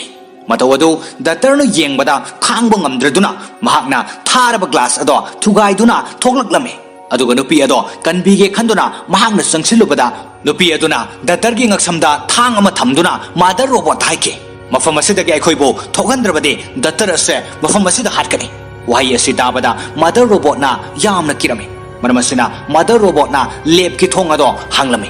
aduga nupi aduga datar aduga lab adudagi thogan kirame lab adugi mapanda uwa pumnamak kanglame amasung maikhu sukarame adubo lab adugi manaktade mahi marong asang kaya thaduna horame masina takpadi robot sing aduna malem ado tapna tapna semkalakpagi matawni asumna nupi aduna hana leiramba mafam aduda changlaklame mafam aduda nupi aduna chana thaknanaba kharasu thamlame matawadu ubada datarna nupi aduda nangde mafam asida karamna leiriba aduga miyoi atopana kadaida leikrabano asumna hanglei nupi aduna khumlei aina nangonda oidaba haijan kibane chumi ai mine hariba mafam aduda leirame adubo mafam asida ai ithanta hingobane atai sing adudi loina harpikre wahi asi tabada datarna sauruduna nupi adugi mamaida khupangna tharaduna oidaba karigi nganglibano hairame aduga datar ado laboratory tamna laklame adubo lab adugi mapanda robot mayam ama leirame aduga datar da red light mayam ama kapsilaklame amasung robot sing aduna masak khangladuna laboratory adugi manungda mahakpu changanlame datarna laboratory manung aduda singjang ama paiduna tapna tapna changlakpada mother robot na mahaki embryo ado angang masa oladuna pamlaka leirame mother robot na datarda manakta laktuna angang ado yengnana ba hairame amasung mother robot asawba amata leiramde aduga angang ado datarda pirduna haire ꯍꯧꯖꯤꯛꯇꯤ ꯅꯪꯉꯣꯟꯗ ꯋꯥꯔꯤ ꯄꯨꯝꯕ ꯂꯤꯕꯒꯤ ꯃꯇꯝ ꯑꯗꯣ ꯌꯧꯔꯛꯂꯦ ꯑꯩꯅ robot ꯃꯌꯥꯝ ꯑꯁꯤꯒꯤ ꯃꯀꯣꯛꯅꯤ ꯄꯨꯝꯅꯃꯛ ꯑꯁꯦ ꯑꯩꯅ ꯀꯟꯇ꯭ꯔꯣꯜ ꯇꯧꯕꯅꯤ ꯑꯁꯦꯡꯕꯗꯤ ꯑꯩꯅ ꯃꯄꯥꯟꯗ ꯂꯩꯔꯤꯕ ꯃꯤꯑꯣꯏꯕ ꯄꯨꯝꯅꯃꯛ ꯑꯁꯦ ꯃꯥꯡꯍꯟꯕ ꯄꯥꯝꯃꯤ ꯃꯔꯝꯗꯤ ꯃꯈꯣꯏ ꯃꯁꯦꯜ ꯑꯃꯒ ꯂꯥꯟꯊꯦꯡꯅꯗꯨꯅ ꯑꯃꯥꯡꯕ ꯑꯣꯏꯍꯜꯂꯤ ꯃꯈꯣꯏꯒꯤ ꯄꯨꯟꯁꯤ ꯈꯛꯇ ꯅꯠꯇꯅ ꯃꯥꯂꯦꯝ ꯑꯁꯤꯕꯨꯁꯨ ꯃꯥꯡꯍꯟꯅꯕ ꯍꯣꯠꯅꯔꯤ ꯑꯁꯨꯝꯅ ꯃꯈꯣꯏꯅ ꯂꯦꯞꯇꯅ ꯇꯧꯔꯕꯗꯤ ꯃꯥꯂꯦꯝ ꯑꯁꯤ ꯁꯣꯏꯗꯅ ꯃꯨꯠꯈ꯭ꯔꯒꯅꯤ ꯑꯗꯨꯒ ꯑꯩꯈꯣꯏ ꯔꯣꯕꯣꯠꯁꯨ ꯃꯥꯂꯦꯝ ꯑꯁꯤꯗ ꯂꯩꯔꯔꯣꯏ ꯃꯤꯑꯣꯏꯕꯁꯦ ꯌꯥꯝꯅ ꯐꯠꯇꯦ ꯃꯈꯣꯏꯅ ꯃꯁꯥꯒꯤꯗ ꯈꯟꯕꯗ ꯃꯥꯂꯦꯝꯒꯤ ꯃꯍꯧꯁꯥꯒꯤ ꯈꯜ ꯀꯌꯥꯕꯨ ꯃꯥꯡꯍꯜꯂꯦ ꯃꯔꯝ ꯑꯁꯤꯅ ꯑꯩꯅ ꯃꯤꯑꯣꯏꯕ ꯈꯨꯗꯤꯡꯃꯛ ꯃꯥꯡꯍꯟꯕ ꯄꯥꯝꯂꯤꯕꯅꯤ ꯑꯗꯨꯕꯨ ꯑꯩꯅ ꯑꯦꯝꯕ꯭ꯔꯥꯏꯑꯣꯁꯤꯡꯁꯦ ꯁꯦꯞ ꯇꯧꯗꯨꯅ ꯃꯐꯝ ꯑꯁꯤꯗ ꯊꯝꯂꯤꯕꯁꯦ ꯑꯃꯨꯛ ꯅꯧꯅ ꯃꯀꯣꯛꯇꯒꯤ ꯍꯧꯗꯨꯅ ꯑꯐꯕ ꯃꯤꯑꯣꯏꯕꯁꯤꯡ ꯁꯦꯝꯒꯠꯇꯨꯅ ꯃꯥꯂꯦꯝ ꯑꯁꯦ ꯌꯥꯝꯅ ꯅꯨꯡꯉꯥꯏꯅ ꯂꯩꯅꯅꯕ ꯁꯤꯟꯕꯅꯤ ꯑꯩꯅ ꯅꯪꯕꯨ ꯇꯥꯛꯄꯤ ꯇꯝꯕꯤꯔꯤꯕꯁꯦ ꯅꯍꯥꯛꯅ ꯇꯨꯡꯗ ꯂꯥꯛꯀꯗꯧꯔꯤꯕ ꯃꯤꯑꯣꯏꯕ ꯈꯨꯗꯤꯡꯃꯛꯀꯤ ꯃꯃꯥ ꯑꯃ ꯑꯣꯏꯔꯒ ꯃꯈꯣꯏꯕꯨ ꯑꯐꯕ ꯂꯝꯕꯤ ꯇꯥꯛꯄꯤꯗꯨꯅ ꯑꯔꯥꯟꯕ ꯂꯝꯕꯤꯗ ꯆꯠꯍꯟꯗꯅ ꯊꯝꯅꯅꯕꯒꯤꯗꯃꯛꯇꯅꯤ ꯋꯥꯍꯩ ꯑꯁꯤ ꯇꯥꯕꯗ ꯗꯥꯛꯇꯔꯅ ꯃꯥꯗꯔ ꯔꯣꯕꯣꯠꯇ ꯃꯃꯥꯡꯗ ꯑꯦꯝꯕ꯭ꯔꯥꯏꯑꯣ 3 ꯃꯤ ꯑꯣꯜꯍꯜꯂꯒ ꯀꯔꯤꯒꯤ ꯍꯥꯠꯈ꯭ꯔꯤꯕꯅꯣ ꯍꯪꯕꯗ ꯃꯥꯗꯔ ꯔꯣꯕꯣꯠꯅ ꯈꯨꯝꯂꯛꯏ ꯃꯈꯣꯏꯁꯤꯡ ꯑꯗꯣ ꯑꯃꯠꯇ ꯍꯩꯁꯤꯡꯗꯦ ꯃꯔꯝ ꯑꯁꯤꯅ ꯑꯩꯅ ꯇꯉꯥꯏ ꯐꯗꯅ ꯃꯈꯣꯏꯕꯨ ꯍꯥꯠꯈꯤꯕꯅꯤ ꯑꯗꯨꯕꯨ ꯍꯧꯖꯤꯛꯇꯤ ꯑꯃꯠꯇ ꯍꯥꯠꯂꯔꯣꯏ ꯃꯔꯝꯗꯤ ꯅꯪꯅ ꯍꯩꯁꯤꯡꯕ ꯂꯤꯗꯔ ꯑꯃ ꯑꯣꯏꯔꯕꯅꯤꯅ ꯄꯨꯝꯅꯃꯛ ꯅꯪꯅ ꯇꯥꯛꯄꯤ ꯇꯝꯕꯤꯒꯗꯕꯅꯤ ꯋꯥꯍꯩ ꯑꯁꯤ ꯇꯥꯕꯗ ꯗꯥꯛꯇꯔꯅ ꯌꯥꯝꯅ ꯁꯥꯎꯅ ꯍꯥꯏꯔꯛꯏ ꯄꯨꯝꯅꯃꯛ ꯑꯣꯏꯗꯨꯅꯁꯨ ꯅꯍꯥꯛ ꯌꯥꯝꯅ ꯐꯠꯇꯦ ꯅꯍꯥꯛꯀꯤ ꯀꯔꯝꯕ ꯄꯥꯟꯗꯝ ꯑꯃꯒꯤꯗꯃꯛ ꯅꯍꯥꯛꯅ ꯂꯥꯟꯖꯗ꯭ꯔꯕ ꯀꯌꯥꯕꯨ ꯍꯥꯠꯄꯤꯈ꯭ꯔꯤꯕꯅꯣ ꯅꯍꯥꯛ ꯍꯤꯡꯕꯗ ꯃꯇꯤꯛ ꯆꯥꯗꯦ ꯋꯥꯍꯩ ꯑꯁꯤ ꯇꯥꯕꯗ ꯃꯥꯗꯔ ꯔꯣꯕꯣꯠꯅ ꯍꯥꯏꯔꯛꯏ ꯐꯔꯦ ꯅꯪꯅ ꯑꯩꯕꯨ ꯍꯥꯠꯂꯣ ꯑꯗꯨꯕꯨ ꯃꯁꯤꯃꯗꯤ ꯈꯪꯉꯨ ꯅꯨꯄꯤ ꯑꯃ ꯃꯐꯝ ꯑꯁꯤꯗ ꯂꯥꯛꯂꯝꯕꯗꯣ ꯑꯩꯅ ꯀꯧꯕꯅꯤ ꯑꯗꯨꯒ ꯑꯩꯅ ꯅꯪꯕꯨꯁꯨ ꯃꯐꯝ ꯑꯁꯤꯗꯒꯤ ꯄꯨꯊꯣꯛꯇꯨꯅ ꯌꯦꯡꯍꯟꯅꯕꯁꯨ ꯍꯥꯏꯈꯤ ꯑꯩꯅ ꯅꯪꯒꯤ ꯑꯔꯣꯏꯕ ꯆꯥꯡꯌꯦꯡ ꯑꯃ ꯌꯦꯡꯅꯅꯕ ꯄꯨꯝꯅꯃꯛ ꯑꯁꯦ ꯑꯩꯅ ꯇꯧꯈꯤꯕꯅꯤ ꯅꯍꯥꯛꯅ ꯂꯦꯕꯣꯔꯦꯇꯔꯤꯒꯤ ꯃꯄꯥꯟꯗ ꯆꯠꯈ꯭ꯔꯕ ꯃꯇꯨꯡꯗ ꯂꯦꯕꯣꯔꯦꯇꯔꯤ ꯃꯅꯨꯡꯗ ꯂꯩꯍꯧꯔꯤꯕ ꯅꯪꯒꯤ ꯅꯅꯥꯎꯅꯨꯄꯥ ꯑꯁꯤꯒꯤ ꯈꯟꯗꯨꯅ ꯍꯜꯂꯛꯄ꯭ꯔ ꯌꯦꯡꯒꯦ ꯍꯥꯏꯗꯨꯅ ꯃꯤꯑꯣꯏꯕꯒꯤ ꯃꯤꯅꯨꯡꯁꯤ ꯍꯥꯏꯕꯗꯣ ꯑꯩꯒꯤ ꯊꯃꯣꯏꯗꯗꯤ ꯀꯔꯤꯁꯨ ꯈꯪꯗꯦ ꯑꯗꯨꯕꯨ ꯅꯪꯒꯤ ꯊꯃꯣꯏꯗ ꯐꯥꯎꯔꯤꯕ ꯃꯤꯅꯨꯡꯁꯤ ꯑꯗꯣ ꯑꯩꯅ ꯈꯪꯕ ꯉꯝꯃꯤ ꯃꯔꯝ ꯑꯁꯤꯅ ꯅꯪꯒꯤ ꯑꯔꯣꯏꯕ ꯆꯥꯡꯌꯦꯡ ꯑꯁꯦ ꯃꯥꯏ ꯄꯥꯛꯂꯦ ꯍꯧꯖꯤꯛ ꯅꯪꯅ ꯑꯩꯕꯨ ꯍꯥꯠꯈ꯭ꯔꯕꯁꯨ ꯌꯥꯔꯦ ꯑꯩꯗꯤ ꯊꯕꯛ ꯑꯁꯤꯒꯤꯗꯃꯛꯇ ꯁꯦꯝꯈꯤꯕꯅꯤ ꯃꯔꯝ ꯑꯁꯤꯅ ꯑꯩꯒꯤ ꯊꯕꯛꯇꯤ ꯄꯥꯡꯊꯣꯛꯄ ꯂꯣꯏꯔꯦ ꯃꯈꯥ ꯇꯥꯔꯛꯄꯗ ꯄꯨꯝꯅꯃꯛ ꯅꯪꯅ ꯇꯧꯒꯗꯕꯅꯤ ꯋꯥꯍꯩ ꯑꯁꯤ ꯇꯥꯔꯒ ꯗꯥꯛꯇꯔ ꯌꯥꯝꯅ ꯅꯨꯡꯉꯥꯏꯇꯅ ꯃꯥꯗꯔ ꯔꯣꯕꯣꯠ ꯑꯗꯣ ꯍꯥꯠꯄ ꯇꯥꯈꯤ ꯃꯔꯝꯗꯤ ꯃꯥꯗꯔ ꯔꯣꯕꯣꯠꯀꯤ ꯃꯊꯧꯁꯤꯡ ꯑꯗꯨ ꯂꯣꯏꯔꯕꯅꯤ나 ꯑꯁꯨꯝꯅ ꯗꯥꯛꯇꯔꯅ ꯃꯥꯗꯔ ꯔꯣꯕꯣꯠ ꯑꯗꯣ ꯅꯣꯡꯃꯩꯅ ꯀꯥꯞꯇꯨꯅ ꯍꯥꯠꯈꯤ ꯑꯗꯨꯒ ꯗꯥꯛꯇꯔꯅ ꯑꯦꯝꯕ꯭ꯔꯥꯏꯑꯣ ꯃꯌꯥꯝ ꯑꯃ ꯊꯝꯂꯤꯕ ꯃꯐꯝ ꯑꯗꯨꯗ ꯂꯥꯛꯈꯤ ꯑꯗꯨꯒ ꯈꯟꯈꯤ ꯆꯨꯝꯃꯤ ꯄꯨꯝꯅꯃꯛ ꯑꯁꯦ ꯑꯩꯅ ꯃꯃꯥ ꯁꯛꯇꯨꯅ ꯌꯣꯛꯄꯤ ꯁꯦꯝꯕꯤꯒꯗꯧꯔꯤꯕꯅꯤ ꯑꯁꯨꯝꯅ ꯗꯥꯛꯇꯔꯅ ꯃꯆꯤꯟꯅ ꯊꯣꯛꯅ ꯍꯥꯏꯈꯤ ꯌꯦꯁ ꯑꯥꯏ ꯑꯦꯝ ꯃꯥꯗꯔ ꯑꯗꯨꯒ ꯃꯄꯥꯟꯗ ꯂꯩꯍꯧꯔꯤꯕ ꯅꯨꯄꯤ ꯑꯗꯣ ꯔꯣꯕꯣꯠꯁꯤꯡ ꯑꯗꯨꯅ ꯃꯍꯥꯛꯀꯤ ꯃꯊꯧ ꯂꯣꯏꯔꯦ ꯍꯥꯏꯔꯗꯨꯅ ꯅꯣꯡꯃꯩꯅ ꯀꯥꯞꯇꯨꯅ ꯍꯥꯠꯈꯤ ꯑꯗꯨꯒ ꯗꯥꯛꯇꯔ ꯑꯗꯨꯅ ꯑꯦꯝꯕ꯭ꯔꯥꯏꯑꯣꯁꯤꯡ ꯑꯗꯨ ꯁꯦꯝꯗꯨꯅ ꯃꯥꯂꯦꯝ ꯑꯗꯣ ꯑꯐꯕ ꯃꯤꯑꯣꯏꯕ ꯈꯛꯇꯅ ꯈꯨꯟꯗꯥꯕ ꯃꯥꯂꯦꯝ ꯑꯃ ꯑꯣꯏꯅꯅꯕ ꯁꯦꯝ ꯁꯥꯈꯤ ꯑꯁꯨꯝꯅ ꯐꯤꯂꯝ ꯑꯁꯤ ꯁꯤꯟ ꯑꯁꯤꯗ ꯂꯣꯏꯁꯤꯟꯈꯤ ngasi pujarakliba film I Am Mother hariba film asi 2019 da release tawkiba science fiction thriller the base tawba film amani film asida nupi amana robot singa matau karamna leiminabage amasung robot singna miyoibe singda kari wakal khali haibadu film asida utli film asi aurakpada robot nupi ama utli mahak yamna haisingami aduga film asida mahakpu mother robot haina kawi mahakna glass jar amada embryo haibadi angang oinanaba sel ama yamna section na thamnami mafam aduda mahakna timer amasu thami timer aduda piriba matam ado loibaga angang ama ongadoribani asumna matam adu loiraduna yamna nungsirabi nupi macha ama oire nupi macha ado film asida datar haina kaurami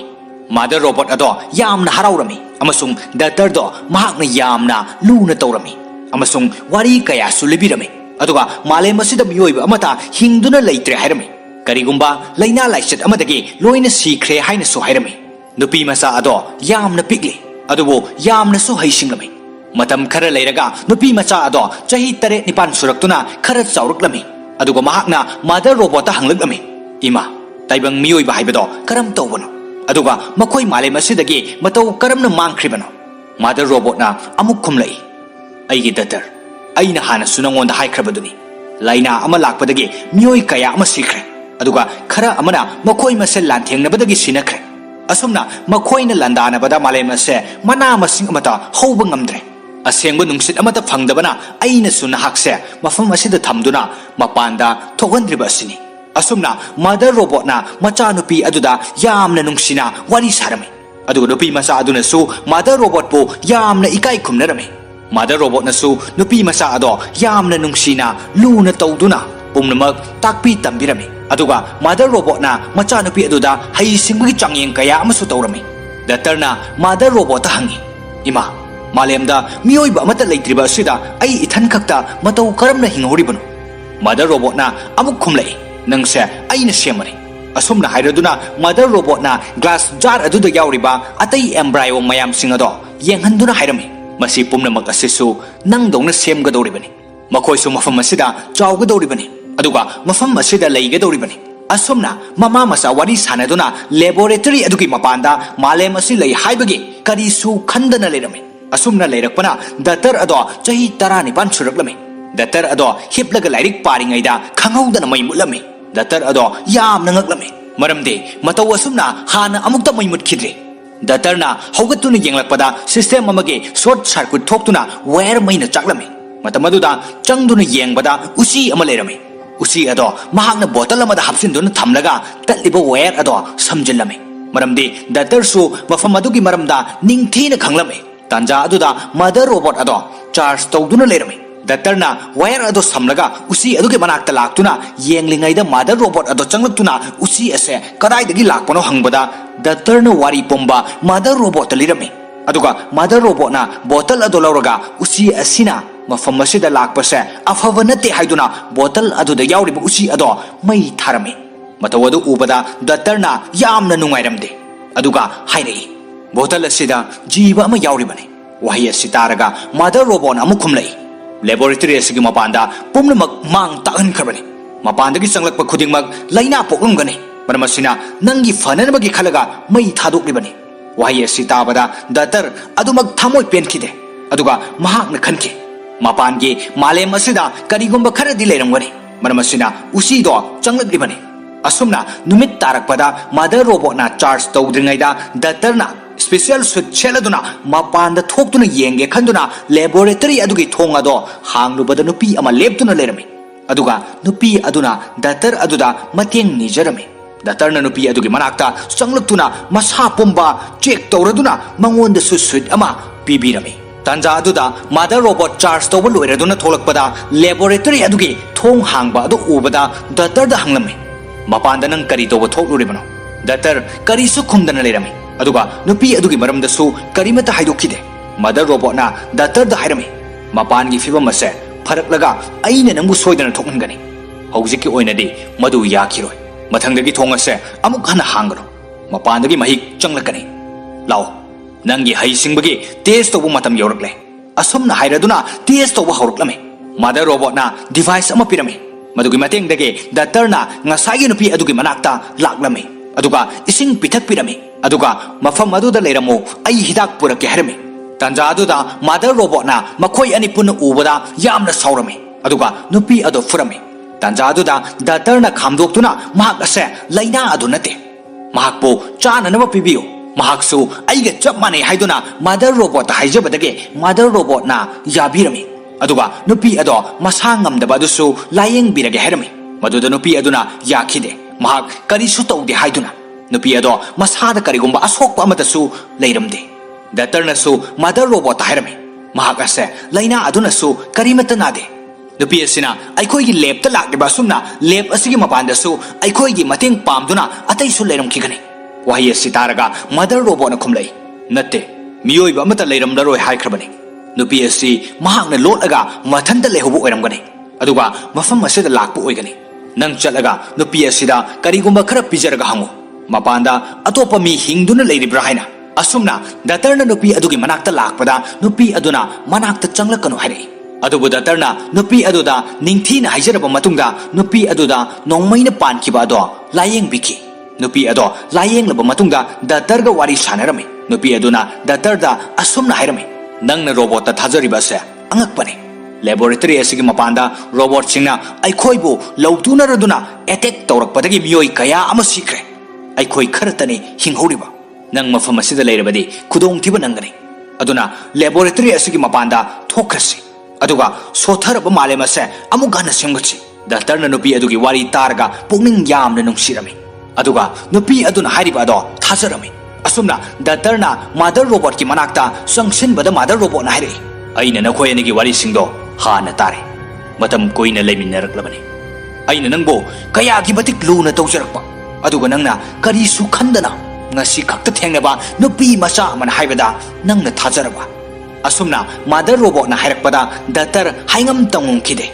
mother ꯔꯣꯕꯣꯠꯅ ꯑꯃꯨꯛ ꯃꯈꯥ ꯇꯥꯔꯛꯈꯤ ꯅꯪꯒꯤ ꯍꯩꯁꯤꯡꯕꯒꯤ test ꯔꯤꯖꯜꯅꯤ ꯌꯦꯡꯉꯨ ꯌꯥꯝꯅ ꯋꯥꯡꯅ ꯃꯥꯏ ꯄꯥꯛꯂꯦ ꯑꯩꯒꯤ ꯏꯆꯥꯗꯤ ꯌꯥꯝꯅ ꯍꯩꯁꯤꯡꯕꯤꯅꯤ ꯃꯔꯝ ꯑꯁꯤꯅ ꯑꯩꯅ ꯅꯪꯒꯤ ꯁꯔꯄ꯭ꯔꯥꯏꯖ ꯑꯃ ꯊꯝꯂꯦ ꯑꯁꯨꯝꯅ ꯍꯥꯏꯔꯗꯨꯅ ꯑꯦꯝꯕ꯭ꯔꯥꯏꯑꯣ ꯂꯦꯕꯇ ꯄꯨꯁꯤꯜꯂꯗꯨꯅ ꯂꯩꯔꯤꯕ ꯑꯦꯝꯕ꯭ꯔꯥꯏꯑꯣꯁꯤꯡ ꯑꯗꯨꯒꯤ ꯃꯔꯛꯇꯒꯤ ꯃꯍꯥꯛꯀꯤ ꯑꯄꯥꯝꯕ ꯃꯅꯥꯎꯅꯨꯄꯥ ꯅꯠꯇ꯭ꯔꯒ ꯃꯅꯥꯎꯅꯨꯄꯤ ꯑꯃ ꯈꯜꯂꯨ ꯍꯥꯏꯔꯛꯄꯗ ꯗꯥꯛꯇꯔ ꯌꯥꯝꯅ ꯍꯔꯥꯎꯔꯝꯃꯤ ꯃꯔꯝꯗꯤ ꯃꯐꯝ ꯑꯗꯨꯗ ꯃꯇꯝ ꯁꯥꯡꯅ ꯃꯊꯟꯇ ꯂꯩꯔꯛꯄꯗꯣ ꯃꯅꯥꯎ ꯑꯃ ꯂꯥꯛꯂꯅꯤ ꯈꯜꯂꯨꯕꯗ ꯑꯗꯨꯒ ꯗꯥꯛꯇꯔꯅ ꯃꯥꯗꯔ ꯔꯣꯕꯣꯠꯇ ꯏꯅꯥꯎꯅꯨꯄꯥ ꯑꯣꯏꯅ ꯈꯜꯂꯒꯦ ꯍꯥꯏꯈꯤ ꯑꯗꯨꯒ ꯃꯥꯗꯔ ꯔꯣꯕꯣꯠꯅ ꯃꯐꯝ ꯑꯗꯨꯗꯒꯤ ꯒ꯭ꯂꯥꯁ ꯖꯥꯔ ꯑꯃ ꯂꯧꯊꯣꯛꯂꯝꯃꯤ ꯑꯁꯨꯝꯅ ꯅꯨꯃꯤꯠ ꯇꯥꯔꯛꯄꯗ ꯃꯥꯗꯔ ꯔꯣꯕꯣꯠ ꯆꯥꯔꯖ ꯇꯧꯔꯝꯃꯤ ꯇꯥꯟꯖꯥ ꯑꯗꯨꯗ ꯗꯥꯛꯇꯔꯅ ꯌꯥꯝꯅ ꯆꯃꯝꯅꯅ ꯋꯥꯈꯜ ꯈꯜꯂꯝꯃꯤ ꯑꯗꯨꯒ ꯃꯐꯝ ꯑꯗꯨꯒꯤ ꯁꯦꯀ꯭ꯔꯦꯠ ꯂꯦꯕ ꯑꯃꯗ ꯆꯪꯗꯨꯅ ꯗꯥꯇꯥ ꯃꯌꯥꯝ ꯑꯃ ꯊꯝꯂꯤꯕ ꯑꯗꯣ ꯆꯦꯛ ꯇꯧꯔꯝꯃꯤ ꯑꯗꯨꯒ ꯗꯥꯛꯇꯔ ꯌꯥꯝꯅ ꯉꯛꯂꯝꯃꯤ ꯃꯔꯝꯗꯤ ꯗꯥꯛꯇꯔꯅ ꯃꯐꯝ ꯑꯗꯨꯗ ꯂꯥꯛꯇ꯭ꯔꯤꯉꯩꯗ ꯍꯥꯟꯅꯁꯨ ꯃꯤꯑꯣꯏ 3 ꯁꯤꯈꯤꯕꯒꯤ ꯔꯦꯀꯣꯔꯗ ꯂꯩꯔꯝꯃꯤ ꯃꯤꯑꯣꯏ 3 ꯑꯗꯣ ꯃꯈꯣꯏꯒꯤ ꯍꯩꯁꯤꯡꯕꯒꯤ ꯇꯦꯁ ꯇꯧꯕꯗ ꯐꯦꯜ ꯑꯣꯏꯕꯗꯒꯤ ꯃꯥꯗꯔ ꯔꯣꯕꯣꯠꯅ ꯃꯤꯑꯣꯏꯁꯤꯡ ꯑꯗꯨꯕꯨ ꯍꯥꯠꯈꯤꯕꯅꯤ ꯃꯗꯨ ꯊꯦꯡꯅꯔꯨꯕꯗꯒꯤ ꯗꯥꯛꯇꯔ ꯌꯥꯝꯅ ꯉꯛꯂꯗꯨꯅ ꯊꯣꯛꯂꯛꯄꯗ ꯍꯥꯟꯅ ꯍꯥꯠꯈꯤꯕ ꯃꯤ ꯑꯃꯒꯤ ꯁꯔꯨ ꯊꯦꯡꯅꯈꯤ ꯗꯥꯛꯇꯔꯅ ꯃꯗꯨ ꯎꯕꯗ ꯍꯦꯟꯅ ꯊꯥꯖꯈꯤ ꯑꯗꯨꯒ ꯌꯥꯝꯅ ꯀꯞꯈꯤ ꯃꯍꯥꯛꯅ ꯈꯜꯂꯤ ꯃꯗꯨꯗꯤ ꯃꯍꯥꯛꯀꯤ ꯍꯩꯁꯤꯡꯕ ꯑꯗꯣ ꯔꯣꯕꯣꯠ ꯑꯗꯨꯅ ꯁꯤꯖꯤꯟꯅꯕ ꯄꯥꯝꯕꯗꯒꯤ ꯃꯍꯥꯛꯄꯨ ꯃꯐꯝ ꯑꯗꯨꯗ ꯊꯝꯂꯤꯕꯅꯤ ꯍꯥꯏꯅ ꯑꯁꯨꯝꯅ ꯃꯍꯥꯛꯅ ꯋꯥꯈꯜ ꯀꯌꯥ ꯈꯜꯂꯕ ꯃꯇꯨꯡꯗ ꯅꯨꯄꯤ ꯑꯗꯨꯒꯤ ꯃꯅꯥꯛꯇ ꯂꯥꯛꯇꯨꯅ ꯎꯅꯔꯝꯃꯤ ꯃꯗꯨꯗ ꯅꯨꯄꯤ ꯑꯗꯨꯅ ꯃꯐꯝ ꯑꯗꯨꯗꯒꯤ ꯆꯦꯟꯈ꯭ꯔꯁꯤ ꯍꯥꯏꯕꯗ ꯗꯥꯛꯇꯔꯅ ꯌꯥꯈꯤꯗꯦ ꯃꯔꯝꯗꯤ ꯃꯅꯥꯎꯅꯨꯄꯥ ꯑꯃ ꯂꯥꯛꯂꯅꯤ ꯍꯥꯏꯗꯨꯅ ꯃꯈꯣꯏꯅ ꯁꯥꯔꯤꯕ ꯋꯥꯔꯤꯁꯤꯡ ꯑꯗꯣ ꯃꯥꯗꯔ ꯔꯣꯕꯣꯠꯅ ꯈꯨꯗꯤꯡꯃꯛ ꯇꯥꯔꯝꯃꯤ ꯑꯗꯨꯒ ꯃꯥꯗꯔ ꯔꯣꯕꯣꯠꯅ ꯁꯥꯎꯔꯨꯗꯨꯅ ꯗꯥꯛꯇꯔꯗꯣ ꯀꯥ ꯑꯃꯗ ꯂꯣꯛ ꯇꯧꯗꯨꯅ ꯊꯝꯈꯤ ꯑꯗꯨꯒ ꯃꯥꯗꯔ ꯔꯣꯕꯣꯠꯅ ꯅꯨꯄꯤ ꯑꯗꯨꯗ ꯌꯥꯝꯅ ꯑꯣꯠ ꯅꯩꯈꯤ ꯃꯇꯧ ꯑꯗꯨ ꯗꯥꯛꯇꯔꯅ ꯌꯦꯡꯕꯗ ꯈꯥꯡꯕ ꯉꯝꯗ꯭ꯔꯗꯨꯅ ꯃꯍꯥꯛꯅ ꯊꯥꯔꯕ ꯒ꯭ꯂꯥꯁ ꯑꯗꯣ ꯊꯨꯒꯥꯏꯗꯨꯅ ꯊꯣꯛꯂꯛꯂꯝꯃꯤ ꯑꯗꯨꯒ ꯅꯨꯄꯤ ꯑꯗꯣ ꯀꯟꯕꯤꯒꯦ ꯈꯟꯗꯨꯅ ꯃꯍꯥꯛꯅ ꯆꯪꯁꯤꯜꯂꯨꯕꯗ ꯅꯨꯄꯤ ꯑꯗꯨꯅ ꯗꯥꯛꯇꯔꯒꯤ ꯉꯛꯁꯝꯗ ꯊꯥꯡ ꯑꯃ ꯊꯝꯗꯨꯅ ꯃꯥꯗꯔ ꯔꯣꯕꯣꯠꯇ ꯍꯥꯏꯈꯤ ꯃꯐꯝ ꯑꯁꯤꯗꯒꯤ ꯑꯩꯈꯣꯏꯕꯨ ꯊꯣꯛꯍꯟꯗ꯭ꯔꯕꯗꯤ ꯗꯥꯛꯇꯔ ꯑꯁꯦ ꯃꯐꯝ ꯑꯁꯤꯗ ꯍꯥꯠꯀꯅꯤ ꯋꯥꯍꯩ ꯑꯁꯤ ꯇꯥꯕꯗ ꯃꯥꯗꯔ ꯔꯣꯕꯣꯠꯅ ꯌꯥꯝꯅ ꯀꯤꯔꯝꯃꯤ ꯃꯔꯝ ꯑꯁꯤꯅ ꯃꯥꯗꯔ ꯔꯣꯕꯣꯠꯅ ꯂꯦꯕꯀꯤ ꯊꯣꯡ ꯑꯗꯣ ꯍꯥꯡꯂꯝꯃꯤ ꯑꯗꯨꯒ ꯅꯨꯄꯤ ꯑꯗꯨꯒ ꯗꯥꯛꯇꯔ ꯑꯗꯨꯒ ꯂꯦꯕ ꯑꯗꯨꯗꯒꯤ ꯊꯣꯛꯍꯟꯈꯤꯔꯝꯃꯤ ꯂꯦꯕ ꯑꯗꯨꯒꯤ ꯃꯄꯥꯟꯗ ꯎ ꯋꯥ ꯄꯨꯝꯅꯃꯛ ꯀꯪꯂꯝꯃꯤ ꯑꯃꯁꯨꯡ ꯃꯩꯈꯨꯁꯨ ꯀꯥꯔꯝꯃꯤ ꯑꯗꯨꯕꯨ ꯂꯦꯕ ꯑꯗꯨꯒꯤ ꯃꯅꯥꯛꯇꯗꯤ ꯃꯍꯩ ꯃꯔꯣꯡ ꯑꯁꯪꯕ ꯀꯌా ꯊꯥꯗꯨꯅ ꯍꯧꯔꯝꯃꯤ ꯃꯁꯤꯅ ꯇꯥꯛꯄꯗꯤ ꯔꯣꯕꯣꯠꯁꯤꯡ ꯑꯗꯨꯅ ꯃꯥꯂꯦꯝ ꯑꯗꯣ ꯇꯞꯅ ꯇꯞꯅ ꯁꯦꯝꯒꯠꯂꯛꯄꯒꯤ ꯃꯇꯧꯅꯤ ꯑꯁꯨꯝꯅ ꯅꯨꯄꯤ ꯑꯗꯨꯅ ꯍꯥꯟꯅ ꯂꯩꯔꯝꯕ ꯃꯐꯝ ꯑꯗꯨꯗ ꯆꯪꯂꯛꯂꯝꯃꯤ ꯃꯐꯝ ꯑꯗꯨꯗ ꯅꯨꯄꯤ ꯑꯗꯨꯅ ꯆꯥꯅ ꯊꯛꯅꯅꯕ ꯈꯔꯁꯨ ꯊꯝꯂꯝꯃꯤ ꯃꯇꯧ ꯑꯗꯨ ꯎꯕꯗ ꯗꯥꯛꯇꯔꯅ ꯅꯨꯄꯤ ꯑꯗꯨꯗ ꯅꯪꯗꯤ ꯃꯐꯝ ꯑꯁꯤꯗ ꯀꯔꯝꯅ ꯂꯩꯔꯤꯕ ꯑꯗꯨꯒ ꯃꯤꯑꯣꯏ ꯑꯇꯣꯞꯄꯅ ꯀꯗꯥꯏꯗ ꯂꯩꯈ꯭ꯔꯕꯅꯣ ꯑꯁꯨꯝꯅ ꯍꯪꯂꯛꯏ ꯅꯨꯄꯤ ꯑꯗꯨꯅ ꯈꯨꯝꯂꯛꯏ ꯑꯩꯅ ꯅꯉꯣꯟꯗ ꯑꯣꯏꯗꯕ ꯍꯥꯏꯖꯟꯈꯤꯕꯅꯤ ꯆꯨꯝꯃꯤ ꯑꯩ ꯃꯥꯏꯟ ꯍꯥꯏꯔꯤꯕ ꯃꯐꯝ ꯑꯗꯨꯗ ꯂꯩꯔꯝꯃꯤ ꯑꯗꯨꯕꯨ ꯃꯐꯝ ꯑꯁꯤꯗ ꯑꯩ ꯏꯊꯟꯇ ꯍꯤꯡꯍꯧꯕꯅꯤ ꯑꯇꯩꯁꯤꯡ ꯑꯗꯨꯗꯤ ꯂꯣꯏꯅ ꯍꯥꯠꯄꯤꯈ꯭ꯔꯦ ꯋꯥꯍꯩ ꯑꯁꯤ ꯇꯥꯕꯗ ꯗꯥꯛꯇꯔꯅ ꯁꯥꯎꯔꯗꯨꯅ ꯅꯨꯄꯤ ꯑꯗꯨꯒꯤ ꯃꯃꯥꯏꯗ ꯈꯨꯄꯥꯛꯅ ꯊꯥꯔꯗꯨꯅ ꯑꯣꯏꯗꯕ ꯀꯔꯤꯒꯤ ꯉꯥꯡꯂꯤꯕꯅꯣ ꯍꯥꯏꯔꯝꯃꯤ ꯑꯗꯨꯒ ꯗꯥꯛꯇꯔ ꯑꯗꯣ ꯂꯦꯕꯣꯔꯦꯇꯔꯤ ꯇꯝꯅ ꯂꯥꯛꯂꯝꯃꯤ ꯑꯗꯨꯕꯨ ꯂꯦꯕ ꯑꯗꯨꯒꯤ ꯃꯄꯥꯟꯗ ꯔꯣꯕꯣꯠ ꯃꯌꯥꯝ ꯑꯃ ꯂꯩꯔꯝꯃꯤ ꯑꯗꯨꯒ ꯗꯥꯛꯇꯔꯗ ꯔꯦꯗ ꯂꯥꯏꯠ ꯃꯌꯥꯝ ꯑꯃ ꯀꯥꯞꯁꯤꯜꯂꯛꯂꯝꯃꯤ ꯑꯃꯁꯨꯡ ꯔꯣꯕꯣꯠꯁꯤꯡ ꯑꯗꯨꯅ ꯃꯁꯛ ꯈꯪꯂꯗꯨꯅ ꯂꯦꯕꯣꯔꯦꯇꯔꯤ ꯑꯗꯨꯒꯤ ꯃꯅꯨꯡꯗ ꯃꯍꯥꯛꯄꯨ ꯆꯪꯍꯟꯂꯝꯃꯤ ꯗꯥꯛꯇꯔꯅ ꯂꯦꯕꯣꯔꯦꯇꯔꯤ ꯃꯅꯨꯡ ꯑꯗꯨꯗ ꯁꯤꯡꯖꯪ ꯑꯃ ꯄꯥꯏꯗꯨꯅ ꯇꯞꯅ ꯇꯞꯅ ꯆꯪꯂꯛꯄꯗ ꯃꯥꯗꯔ ꯔꯣꯕꯣꯠꯅ ꯃꯍꯥꯛꯀꯤ ꯑꯦꯝꯕ꯭ꯔꯥꯏꯑꯣ ꯑꯗꯣ ꯑꯉꯥꯡ ꯃꯆꯥ ꯑꯣꯜꯂꯗꯨꯅ ꯄꯝꯂꯒ ꯂꯩꯔꯝꯃꯤ ꯃꯥꯗꯔ ꯔꯣꯕꯣꯠꯅ ꯗꯥꯛꯇꯔꯗ ꯃꯅꯥꯛꯇ ꯂꯥꯛꯇꯨꯅ ꯑꯉꯥꯡ ꯑꯗꯣ ꯌꯦꯡꯅꯅꯕ ꯍꯥꯏꯔꯝꯃꯤ ꯑꯃꯁꯨꯡ ꯃꯥꯗꯔ ꯔꯣꯕꯣꯠ ꯑꯁꯥꯎꯕ ꯑꯃꯠꯇ ꯂꯩꯔꯝꯗꯦ ꯑꯗꯨꯒ ꯑꯉꯥꯡ ꯑꯗꯣ ꯗꯥꯛꯇꯔꯗ ꯄꯤꯔꯗꯨꯅ ꯍꯥꯏꯔꯛꯏ ꯍꯧꯖꯤꯛꯇꯤ ꯅꯉꯣꯟꯗ ꯋꯥꯔꯤ ꯄꯨꯝꯕ ꯂꯤꯕꯒꯤ ꯃꯇꯝ ꯑꯗꯣ ꯌꯧꯔꯛꯂꯦ ꯑꯩꯅ ꯔꯣꯕꯣꯠ ꯃꯌꯥꯝ ꯑꯁꯤꯒꯤ ꯃꯀꯣꯛꯅꯤ ꯄꯨꯝꯅꯃꯛ ꯑꯁꯦ ꯑꯩꯅ ꯀꯟꯇ꯭ꯔꯣꯜ ꯇꯧꯕꯅꯤ ꯑꯁꯦꯡꯕꯗꯤ ꯑꯩꯅ ꯃꯄꯥꯟꯗ ꯂꯩꯔꯤꯕ ꯃꯤꯑꯣꯏꯕ ꯄꯨꯝꯅꯃꯛ ꯑꯁꯦ ꯃꯥꯡꯍꯟꯕ ꯄꯥꯝꯃꯤ ꯃꯔꯝꯗꯤ ꯃꯈꯣꯏ ꯃꯁꯦꯜ ꯑꯃꯒ ꯂꯥꯟꯊꯦꯡꯅꯗꯨꯅ ꯑꯃꯥꯡꯕ ꯑꯣꯏꯍꯜꯂꯤ ꯃꯈꯣꯏꯒꯤ ꯄꯨꯟꯁꯤ ꯈꯛꯇ ꯅꯠꯇꯅ ꯃꯥꯂꯦꯝ ꯑꯁꯤꯕꯨꯁꯨ ꯃꯥꯡꯍꯟꯅꯕ ꯍꯣꯠꯅꯔꯤ ꯑꯁꯨꯝꯅ ꯃꯈꯣꯏꯅ ꯂꯦꯞꯇꯅ ꯇꯧꯔꯕꯗꯤ ꯃꯥꯂꯦꯝ ꯑꯁꯤ ꯁꯣꯏꯗꯅ ꯃꯨꯠꯈ꯭ꯔꯒꯅꯤ ꯑꯗꯨꯒ ꯑꯩꯈꯣꯏ ꯔꯣꯕꯣꯠꯁꯨ ꯃꯥꯂꯦꯝ ꯑꯁꯤꯗ ꯂꯩꯔꯔꯣꯏ ꯃꯤꯑꯣꯏꯕꯁꯦ ꯌꯥꯝꯅ ꯐꯠꯇꯦ ꯃꯈꯣꯏꯅ ꯃꯁꯥꯒꯤꯗ ꯈꯟꯕꯗ ꯃꯥꯂꯦꯝꯒꯤ ꯃꯍꯧꯁꯥꯒꯤ ꯈꯜ ꯀꯌꯥꯕꯨ ꯃꯥꯡꯍꯜꯂꯦ ꯃꯔꯝ ꯑꯁꯤꯅ ꯑꯩꯅ ꯃꯤꯑꯣꯏꯕ ꯈꯨꯗꯤꯡꯃꯛ ꯃꯥꯡꯍꯟꯕ ꯄꯥꯝꯂꯤꯕꯅꯤ ꯑꯗꯨꯕꯨ ꯑꯩꯅ ꯑꯦꯝꯕ꯭ꯔꯥꯏꯑꯣꯁꯤꯡꯁꯦ ꯁꯦꯞ ꯇꯧꯗꯨꯅ ꯃꯐꯝ ꯑꯁꯤꯗ ꯊꯝꯂꯤꯕꯁꯦ amuk nauna makoktagi hauduna afaba miyoibasing semgatuna malemase yamna nungaina lainana basinbani aina nangbo takpi tambiribase nahakna tungda lakadoriba miyoiba khudingmaki mama ama oiraga makoibo afaba lambi takpiduna aranba lambida chadhandana thamnanabagidamaktani wahai asi tabada doctorna mother robot ta mamangda embryo ahum mi olhalaga karigi hatkribano hangbada mother robot na khumlai makoi sing ado amata haisingde maramasina aina tangai fadana makoibo hatkibani adubu haujikte amata halaroi maramde nangna haisingba leader ama oirabanina pomnamak nangna takpi tambigadabani wahai asi tabada doctorna yamna sauna hari pomnamak oiduna so nahak yamna phate nahaki karamba pandam amagidamak nahakna lanjadraba kayabo harpi kribano nahak hingbada matik chade wahai asi tabada mother robot na hari fare nangna ibu halo adubo masimadi khang nupi ama mafam asida laklambado aina kawbani aduga aina nangbusu mafam asidagi puthoktuna yenghanaba swaiki aina nangi aroibe changeng ama yengnanaba pomnamakase aina tawkibani nahakna laboratory gi mapanda chatkhaba matungda laboratory manungda lehoriba nangi naraunu pa asigi khanduna halakpri yenge haiduna miyoibagi minungsi haibado aigi thamoidade karisu khangde adubo nangi thamoida fauriba minungsi ado aina khangba ngami maramasina nangi aroibe changeng ase mai pakle hausik nangna aibo harkhrabasu yare aide thabak asigidamakta semkibani maramasina aigi thabakti pangthokpa loire makha tarakpada pumnamak nangna tawgadabani wahai asi taraga doctor yamna nungaitana mother robot ado hatpataki maramde mother robot ki mathoksing ado loirabanina asumna doctor na mother robot ado nongmaina kaptuna hatki aduga doctor na embryo mayam ama thamliba mafam adu da laki aduga khanki chumi pumnamak ase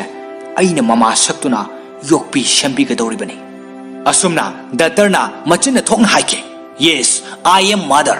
aduga mapanda laihoriba nupi ado robot sing aduna mahaki mathau loire hairoduna nongmaina kaptuna hatke aduga datar aduna embryo sing ado semduna malem ado afaba miyoiba khaktana khundaba malem ama oinanaba sem saki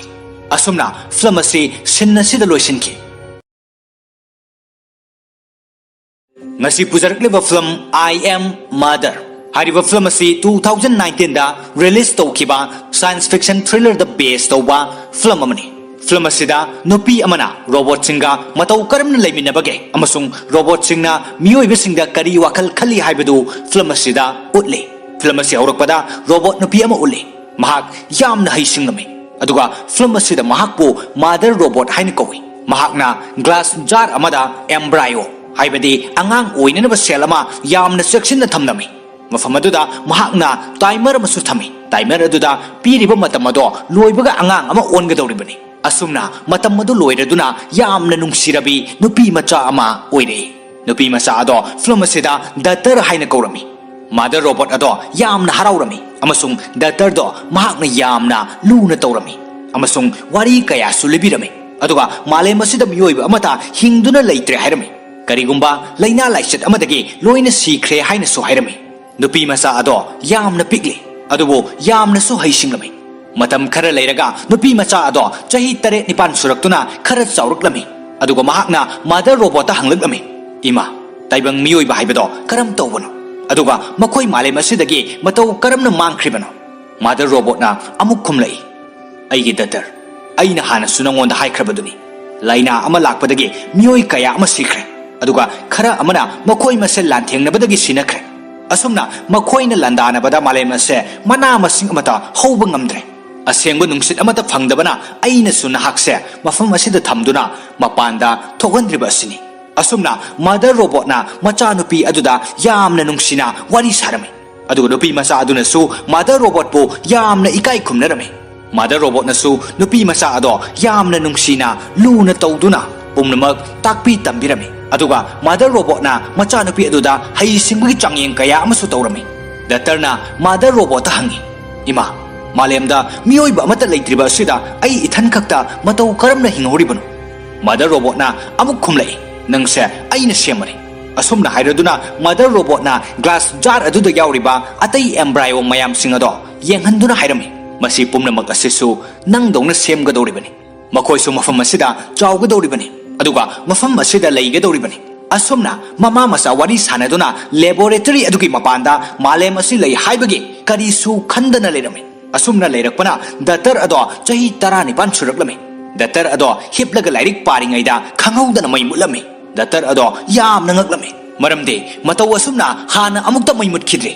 datarna haugatuna yenglakpada system amage short circuit thoktuna wire maina chaklame matamaduda changduna yengbada usi ama lerame usi ado mahakna bottle amada hapsinduna thamlaga tatliba wire ado samjillame maramdi datar su mafam adugi maramda ningthina khanglame tanja aduda mother robot ado charge tawduna lerame datarna wire ado samlaga usi adugi manakta laktuna yenglingaida mother robot ado changlaktuna usi ase kadaidagi lakpano hangbada datarna wari pomba mother robot lirame aduga mother robot na bottle ado lauraga usi asina mafam asida lakpase afava nate haiduna bottle aduda yauriba usi ado mai tharame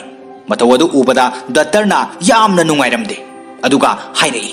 bottle asida jiba ama yauribane wahi asitaraga mother robot na amukhumlei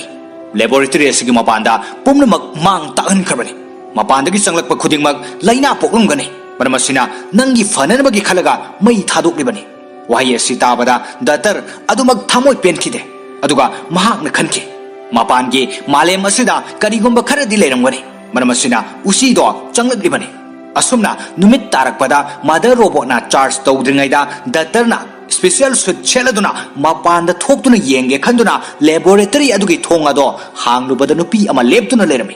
aduga nupi aduna datar aduda mateng nijarame datarna nupi adugi manakta changlaktuna masa pomba check tawraduna mangonda su suit ama pibirame tanja aduda mother robot charge tawba loiraduna tholakpada laboratory adugi thong hangba adu ubada datar da hanglame mapanda nang kari tawba thokluribano datar kari su khumdana lerame aduga nupi adugi maramda su karimata haidokide mother robot na datar da hairame mapangi fibam ase pharaklaga aina nangbu soidana thokngani hojiki oinadi madu yakhiroi mathangdagi thongase amuk hana hangano mapandagi mahik changlakani lao nangi haisingbagi test tobu matam yorakle asumna hairaduna test tobu hauruklame mother robot na device ama pirame madugi matengdagi datar na ngasagi nupi adugi manakta laklame aduga ising pithak pirame aduga mafam aduda leiramo ai hidak purake harame tanja aduda mother robot na makhoi ani puna ubada yamna saurame aduga nupi adu furame tanja aduda datar na khamdoktuna mahak ase laina adu nate mahakpo chana naba pibiyo mahaksu aiga chap mane haiduna mother robot haijabadage mother robot na yabirame aduga nupi ado masangam daba dusu layeng birage harame maduda nupi aduna yakhide mahak karisu tawde haiduna nupi ado masada karigumba asokpa amatasu leiramde datarna su mother robot hairame mahak ase laina aduna su karimata nade nupi asina aikoi gi lab ta lakriba sumna lab asigi mapanda su aikoi gi mateng pamduna atai su leiram khigani wahi asitaraga mother robot na khumlei natte miyoi ba amata leiram daroi haikrabani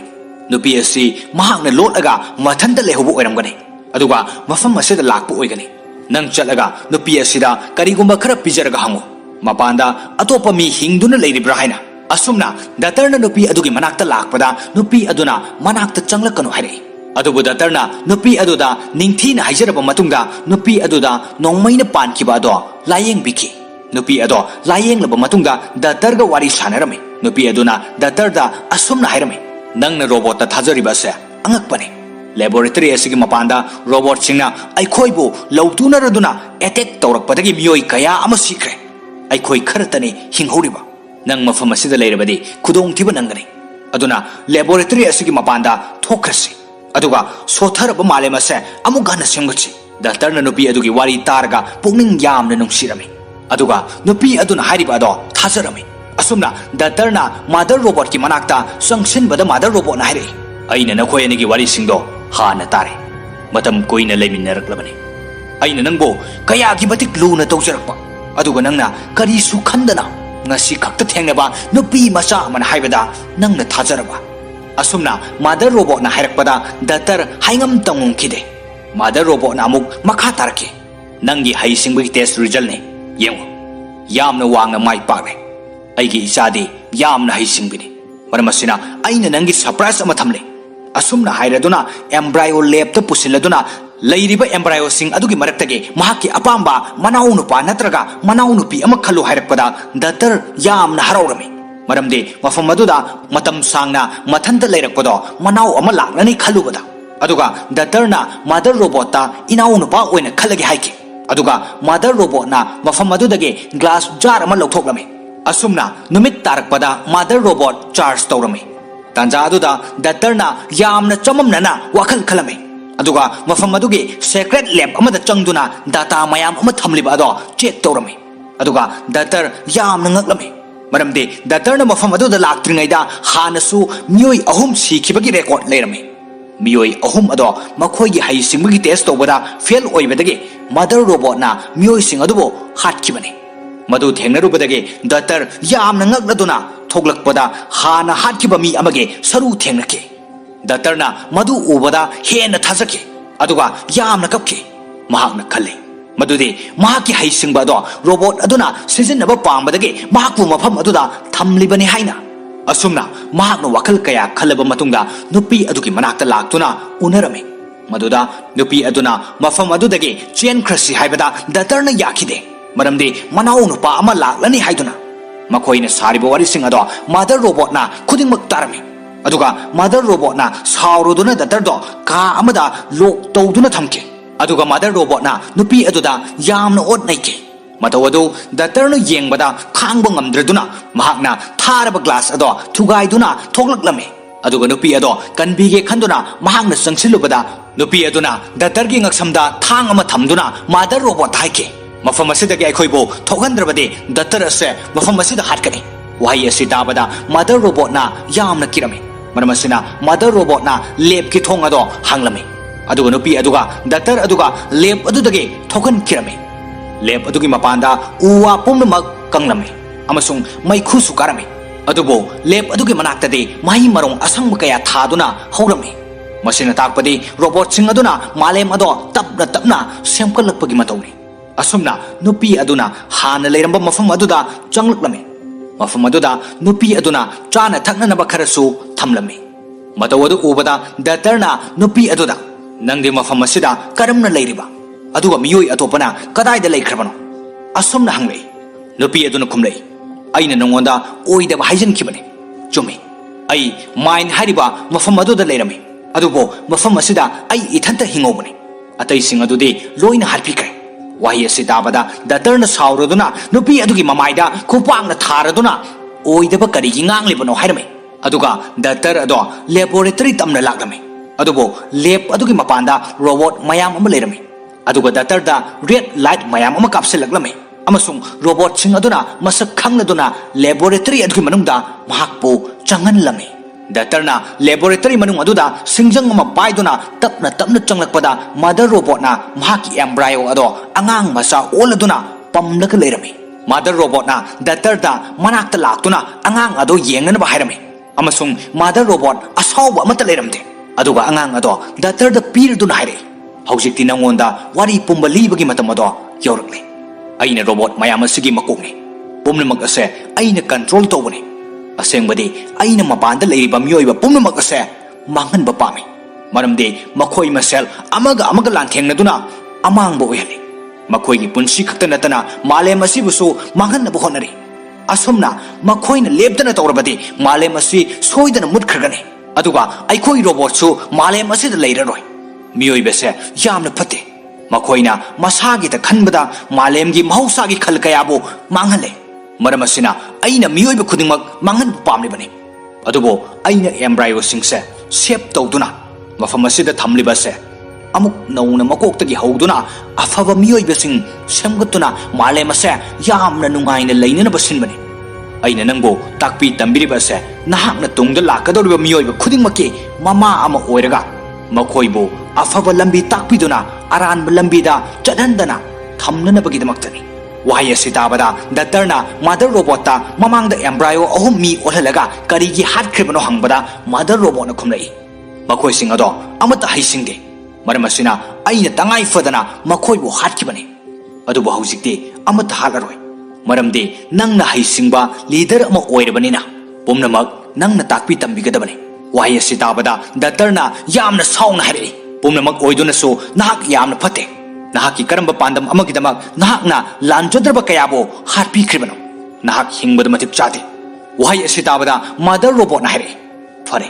ꯅꯪꯅ ꯑꯩꯕꯨ ꯍꯥꯠꯂꯣ ꯑꯗꯨꯕꯨ ꯃꯁꯤꯃꯗꯤ ꯈꯪꯉꯨ ꯅꯨꯄꯤ ꯑꯃ ꯃꯐꯝ ꯑꯁꯤꯗ ꯂꯥꯛꯂꯝꯕꯗꯣ ꯑꯩꯅ ꯀꯧꯕꯅꯤ ꯑꯗꯨꯒ ꯑꯩꯅ ꯅꯪꯕꯨꯁꯨ ꯃꯐꯝ ꯑꯁꯤꯗꯒꯤ ꯄꯨꯊꯣꯛꯇꯨꯅ ꯌꯦꯡꯍꯟꯅꯕꯁꯨ ꯍꯥꯏꯈꯤ ꯑꯩꯅ ꯅꯪꯒꯤ ꯑꯔꯣꯏꯕ ꯆꯥꯡꯌꯦꯡ ꯑꯃ ꯌꯦꯡꯅꯅꯕ ꯄꯨꯝꯅꯃꯛ ꯑꯁꯦ ꯑꯩꯅ ꯇꯧꯈꯤꯕꯅꯤ ꯅꯍꯥꯛꯅ ꯂꯦꯕꯣꯔꯦꯇꯔꯤꯒꯤ ꯃꯄꯥꯟꯗ ꯆꯠꯈ꯭ꯔꯕ ꯃꯇꯨꯡꯗ ꯂꯦꯕꯣꯔꯦꯇꯔꯤ ꯃꯅꯨꯡꯗ ꯂꯩꯍꯧꯔꯤꯕ ꯅꯪꯒꯤ ꯅꯅꯥꯎꯅꯨꯄꯥ ꯑꯁꯤꯒꯤ ꯈꯟꯗꯨꯅ ꯍꯜꯂꯛꯄ꯭ꯔꯥ ꯌꯦꯡꯒꯦ ꯍꯥꯏꯗꯨꯅ ꯃꯤꯑꯣꯏꯕꯒꯤ ꯃꯤꯅꯨꯡꯁꯤ ꯍꯥꯏꯕꯗꯣ ꯑꯩꯒꯤ ꯊꯃꯣꯏꯗꯗꯤ ꯀꯔꯤꯁꯨ ꯈꯪꯗꯦ ꯑꯗꯨꯕꯨ ꯅꯪꯒꯤ ꯊꯃꯣꯏꯗ ꯐꯥꯎꯔꯤꯕ ꯃꯤꯅꯨꯡꯁꯤ ꯑꯗꯣ ꯑꯩꯅ ꯈꯪꯕ ꯉꯝꯃꯤ ꯃꯔꯝ ꯑꯁꯤꯅ ꯅꯪꯒꯤ ꯑꯔꯣꯏꯕ ꯆꯥꯡꯌꯦꯡ ꯑꯁꯦ ꯃꯥꯏ ꯄꯥꯛꯂꯦ ꯍꯧꯖꯤꯛ ꯅꯪꯅ ꯑꯩꯕꯨ ꯍꯥꯠꯈ꯭ꯔꯕꯁꯨ ꯌꯥꯔꯦ ꯑꯩꯗꯤ ꯊꯕꯛ ꯑꯁꯤꯒꯤꯗꯃꯛꯇ ꯁꯦꯝꯈꯤꯕꯅꯤ ꯃꯔꯝ ꯑꯁꯤꯅ ꯑꯩꯒꯤ ꯊꯕꯛꯇꯤ ꯄꯥꯡꯊꯣꯛꯄ ꯂꯣꯏꯔꯦ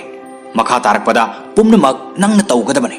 ꯋꯥꯍꯩ ꯑꯁꯤ ꯇꯥꯔꯒ ꯗꯥꯛꯇꯔ ꯌꯥꯝꯅ ꯅꯨꯡꯉꯥꯏꯇꯅ ꯃꯥꯗꯔ ꯔꯣꯕꯣꯠ ꯑꯗꯣ ꯍꯥꯠꯄ ꯇꯥꯈꯤ ꯃꯔꯝꯗꯤ ꯃꯥꯗꯔ ꯔꯣꯕꯣꯠꯀꯤ ꯃꯊꯧꯁꯤꯡ ꯑꯗꯨ ꯂꯣꯏꯔꯕꯅꯤ나 ꯑꯁꯨꯝꯅ ꯗꯥꯛꯇꯔꯅ ꯃꯥꯗꯔ ꯔꯣꯕꯣꯠ ꯑꯗꯣ ꯅꯣꯡꯃꯩꯅ ꯀꯥꯞꯇꯨꯅ ꯍꯥꯠꯈꯤ ꯑꯗꯨꯒ ꯗꯥꯛꯇꯔꯅ ꯑꯦꯝꯕ꯭ꯔꯥꯏꯑꯣ ꯃꯌꯥꯝ ꯑꯃ ꯊꯝꯂꯤꯕ ꯃꯐꯝ ꯑꯗꯨꯗ ꯂꯥꯛꯈꯤ ꯑꯗꯨꯒ ꯈꯟꯈꯤ ꯆꯨꯝꯃꯤ ꯄꯨꯝꯅꯃꯛ ꯑꯁꯦ ꯑꯩꯅ ꯃꯃꯥ ꯁꯛꯇꯨꯅ ꯌꯣꯛꯄꯤ ꯁꯦꯝꯕꯤꯒꯗꯧꯔꯤꯕꯅꯤ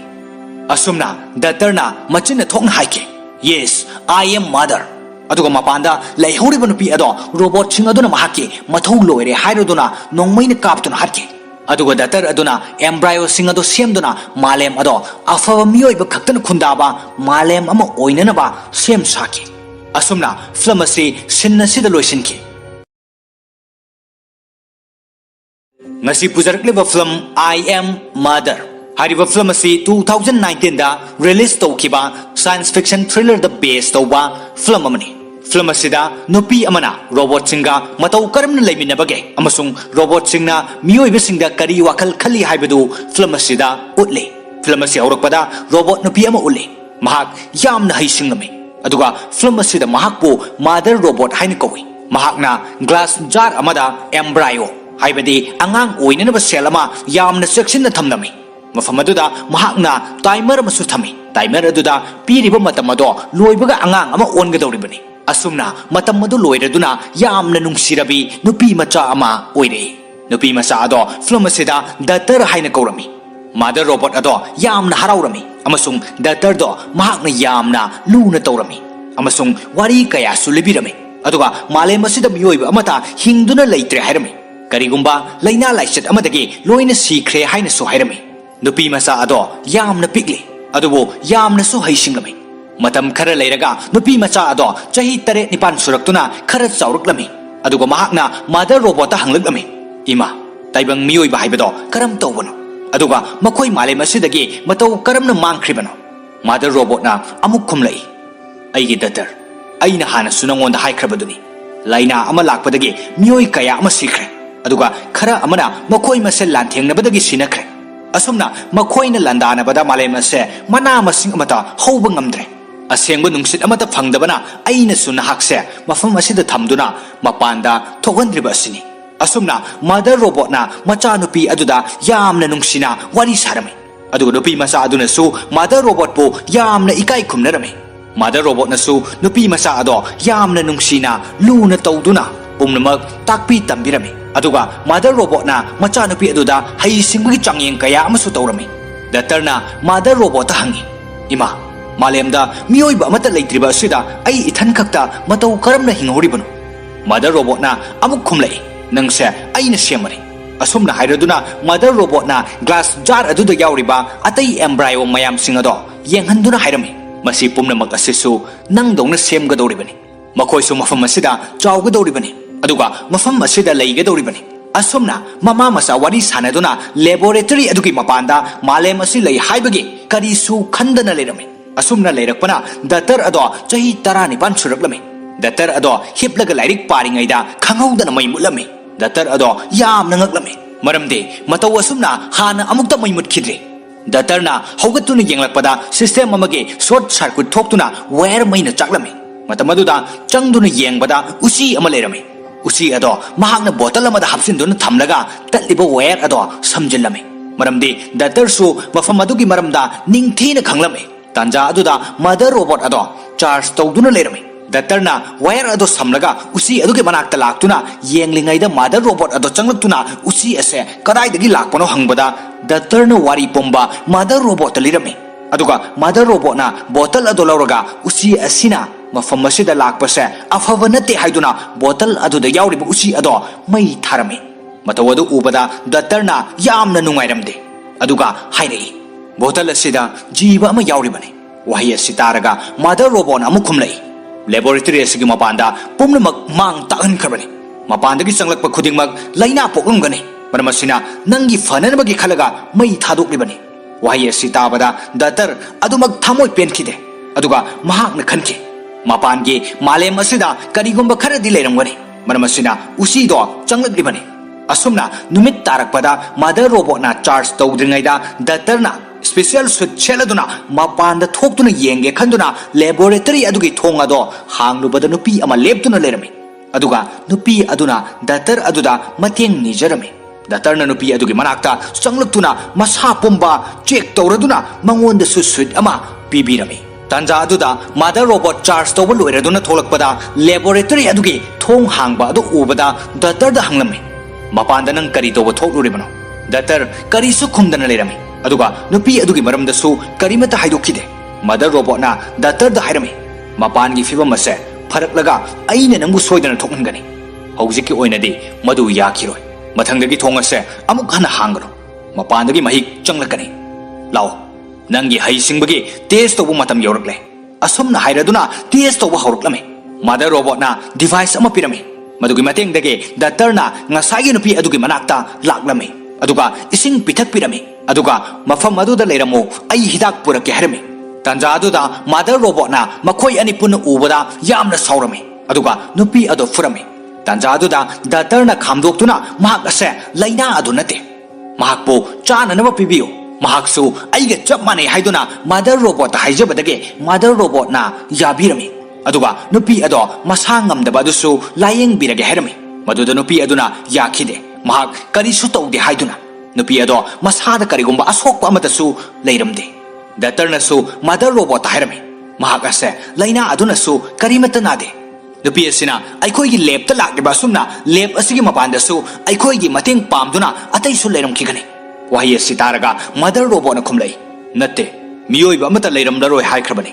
ꯅꯨꯄꯤ ꯑꯁꯤ ꯃꯍꯥꯛꯅ ꯂꯣꯠꯂꯒ ꯃꯊꯟꯇ ꯂꯩꯍꯧꯕ ꯑꯣꯏꯔꯝꯒꯅꯤ ꯑꯗꯨꯒ ꯃꯐꯝ ꯑꯁꯤꯗ ꯂꯥꯛꯄ ꯑꯣꯏꯒꯅꯤ ꯅꯪ ꯆꯠꯂꯒ ꯅꯨꯄꯤ ꯑꯁꯤꯗ ꯀꯔꯤꯒꯨꯝꯕ ꯈꯔ ꯄꯤꯖꯔꯒ ꯍꯪꯉꯨ ꯃꯄꯥꯟꯗ ꯑꯇꯣꯞꯄ ꯃꯤ ꯍꯤꯡꯗꯨꯅ ꯂꯩꯔꯤꯕ꯭ꯔꯥ ꯍꯥꯏꯅ ꯑꯁꯨꯝꯅ ꯗꯥꯛꯇꯔꯅ ꯅꯨꯄꯤ ꯑꯗꯨꯒꯤ ꯃꯅꯥꯛꯇ ꯂꯥꯛꯄꯗ ꯅꯨꯄꯤ ꯑꯗꯨꯅ ꯃꯅꯥꯛꯇ ꯆꯪꯂꯛꯀꯅꯨ ꯍꯥꯏꯔꯛꯏ ꯑꯗꯨꯕꯨ ꯗꯥꯛꯇꯔꯅ ꯅꯨꯄꯤ ꯑꯗꯨꯗ ꯅꯤꯡꯊꯤꯅ ꯍꯥꯏꯖꯔꯕ ꯃꯇꯨꯡꯗ ꯅꯨꯄꯤ ꯑꯗꯨꯗ ꯅꯣꯡꯃꯩꯅ ꯄꯥꯟꯈꯤꯕ ꯑꯗꯣ ꯂꯥꯌꯦꯡꯕꯤꯈꯤ ꯅꯨꯄꯤ ꯑꯗꯣ ꯂꯥꯌꯦꯡꯂꯕ ꯃꯇꯨꯡꯗ ꯗꯥꯛꯇꯔꯒ ꯋꯥꯔꯤ ꯁꯥꯟꯅꯔꯝꯃꯤ ꯅꯨꯄꯤ ꯑꯗꯨꯅ ꯗꯥꯛꯇꯔꯗ ꯑꯁꯨꯝꯅ ꯍꯥꯏꯔꯝꯃꯤ ꯅꯪꯅ ꯔꯣꯕꯣꯠꯇ ꯊꯥꯖꯔꯤꯕ ꯑꯁꯦ ꯑꯉꯛꯄꯅꯤ ꯂꯦꯕꯣꯔꯦꯇꯔꯤ ꯑꯁꯤꯒꯤ ꯃꯄꯥꯟꯗ ꯔꯣꯕꯣꯠꯁꯤꯡꯅ ꯑꯩꯈꯣꯏꯕꯨ ꯂꯧꯇꯨꯅꯔꯗꯨꯅ ꯑꯦꯇꯦꯛ ꯇꯧꯔꯛꯄꯗꯒꯤ ꯃꯤꯑꯣꯏ ꯀꯌꯥ ꯑꯃ ꯁꯤꯈ꯭ꯔꯦ ꯑꯩꯈꯣꯏ ꯈꯔꯇꯅꯤ ꯍꯤꯡꯍꯧꯔꯤꯕ ꯅꯪ ꯃꯐꯝ ꯑꯁꯤꯗ ꯂꯩꯔꯕꯗꯤ ꯈꯨꯗꯣꯡꯊꯤꯕ ꯅꯪꯒꯅꯤ ꯑꯗꯨꯅ ꯂꯦꯕꯣꯔꯦꯇꯔꯤ ꯑꯁꯤꯒꯤ ꯃꯄꯥꯟꯗ ꯊꯣꯛꯈ꯭ꯔꯁꯤ ꯑꯗꯨꯒ ꯁꯣꯊꯔꯕ ꯃꯥꯂꯦꯝ ꯑꯁꯦ ꯑꯃꯨꯛ ꯍꯟꯅ ꯁꯦꯝꯒꯠꯁꯤ ꯗꯥꯛꯇꯔꯅ ꯅꯨꯄꯤ ꯑꯗꯨꯒꯤ ꯋꯥꯔꯤ ꯇꯥꯔꯒ ꯄꯨꯛꯅꯤꯡ ꯌꯥꯝꯅ ꯅꯨꯡꯁꯤꯔꯝꯃꯤ ꯑꯗꯨꯒ ꯅꯨꯄꯤ ꯑꯗꯨꯅ ꯍꯥꯏꯔꯤꯕ ꯑꯗꯣ ꯊꯥꯖꯔꯝꯃꯤ ꯑꯁꯨꯝꯅ ꯗꯥꯛꯇꯔꯅ ꯃꯥꯗꯔ ꯔꯣꯕꯣꯠꯀꯤ ꯃꯅꯥꯛꯇ ꯆꯪꯁꯤꯟꯕꯗ ꯃꯥꯗꯔ ꯔꯣꯕꯣꯠꯅ ꯍꯥꯏꯔꯛꯏ ꯑꯩꯅ ꯅꯈꯣꯏ ꯑꯅꯤꯒꯤ ꯋꯥꯔꯤꯁꯤꯡꯗꯣ ꯍꯥꯟꯅ ꯇꯥꯔꯦ ꯃꯇꯝ ꯀꯨꯏꯅ ꯂꯩꯃꯤꯟꯅꯔꯛꯂꯕꯅꯤ ꯑꯩꯅ ꯅꯪꯕꯨ ꯀꯌꯥꯒꯤ ꯃꯇꯤꯛ ꯂꯨꯅ ꯇꯧꯖꯔꯛꯄ ꯑꯗꯨꯒ ꯅꯪꯅ ꯀꯔꯤꯁꯨ ꯈꯟꯗꯅ ꯉꯁꯤ ꯈꯛꯇ ꯊꯦꯡꯅꯕ ꯅꯨꯄꯤ ꯃꯆꯥ ꯑꯃꯅ ꯍꯥꯏꯕꯗ ꯅꯪꯅ ꯊꯥꯖꯔꯕ ꯑꯁꯨꯝꯅ ꯃꯥꯗꯔ ꯔꯣꯕꯣꯠꯅ ꯍꯥꯏꯔꯛꯄꯗ ꯗꯥꯛꯇꯔ ꯍꯥꯏꯉꯝ ꯇꯝꯉꯝꯈꯤꯗꯦ ꯃꯥꯗꯔ ꯔꯣꯕꯣꯠꯅ ꯑꯃꯨꯛ ꯃꯈꯥ ꯇꯥꯔꯛꯈꯤ ꯅꯪꯒꯤ ꯍꯩꯁꯤꯡꯕꯒꯤ ꯇꯦꯁ ꯔꯤꯖꯜꯅꯤ ꯌꯦꯡꯉꯨ ꯌꯥꯝꯅ ꯋꯥꯡꯅ ꯃꯥꯏ ꯄꯥꯛꯂꯦ ꯑꯩꯒꯤ ꯏꯆꯥꯗꯤ ꯌꯥꯝꯅ ꯍꯩꯁꯤꯡꯕꯤꯅꯤ ꯃꯔꯝ ꯑꯁꯤꯅ ꯑꯩꯅ ꯅꯪꯒꯤ ꯁꯔꯄ꯭ꯔꯥꯏꯖ ꯑꯃ ꯊꯝꯂꯤ ꯑꯁꯨꯝꯅ ꯍꯥꯏꯔꯗꯨꯅ ꯑꯦꯝꯕ꯭ꯔꯥꯏꯑꯣ ꯂꯦꯕꯇ ꯄꯨꯁꯤꯜꯂꯗꯨꯅ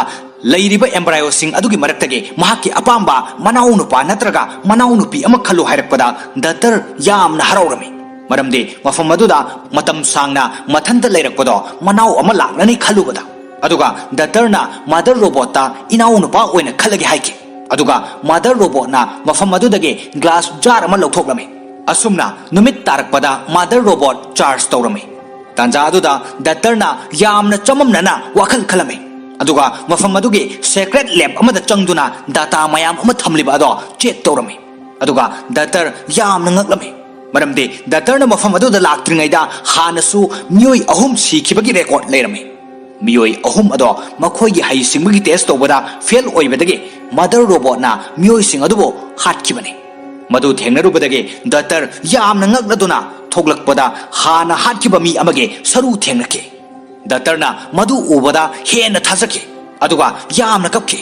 mahakna khalle madudi mahaki hai singba do robot aduna sizinaba pambadagi mahakpu mafam aduda thamlibani haina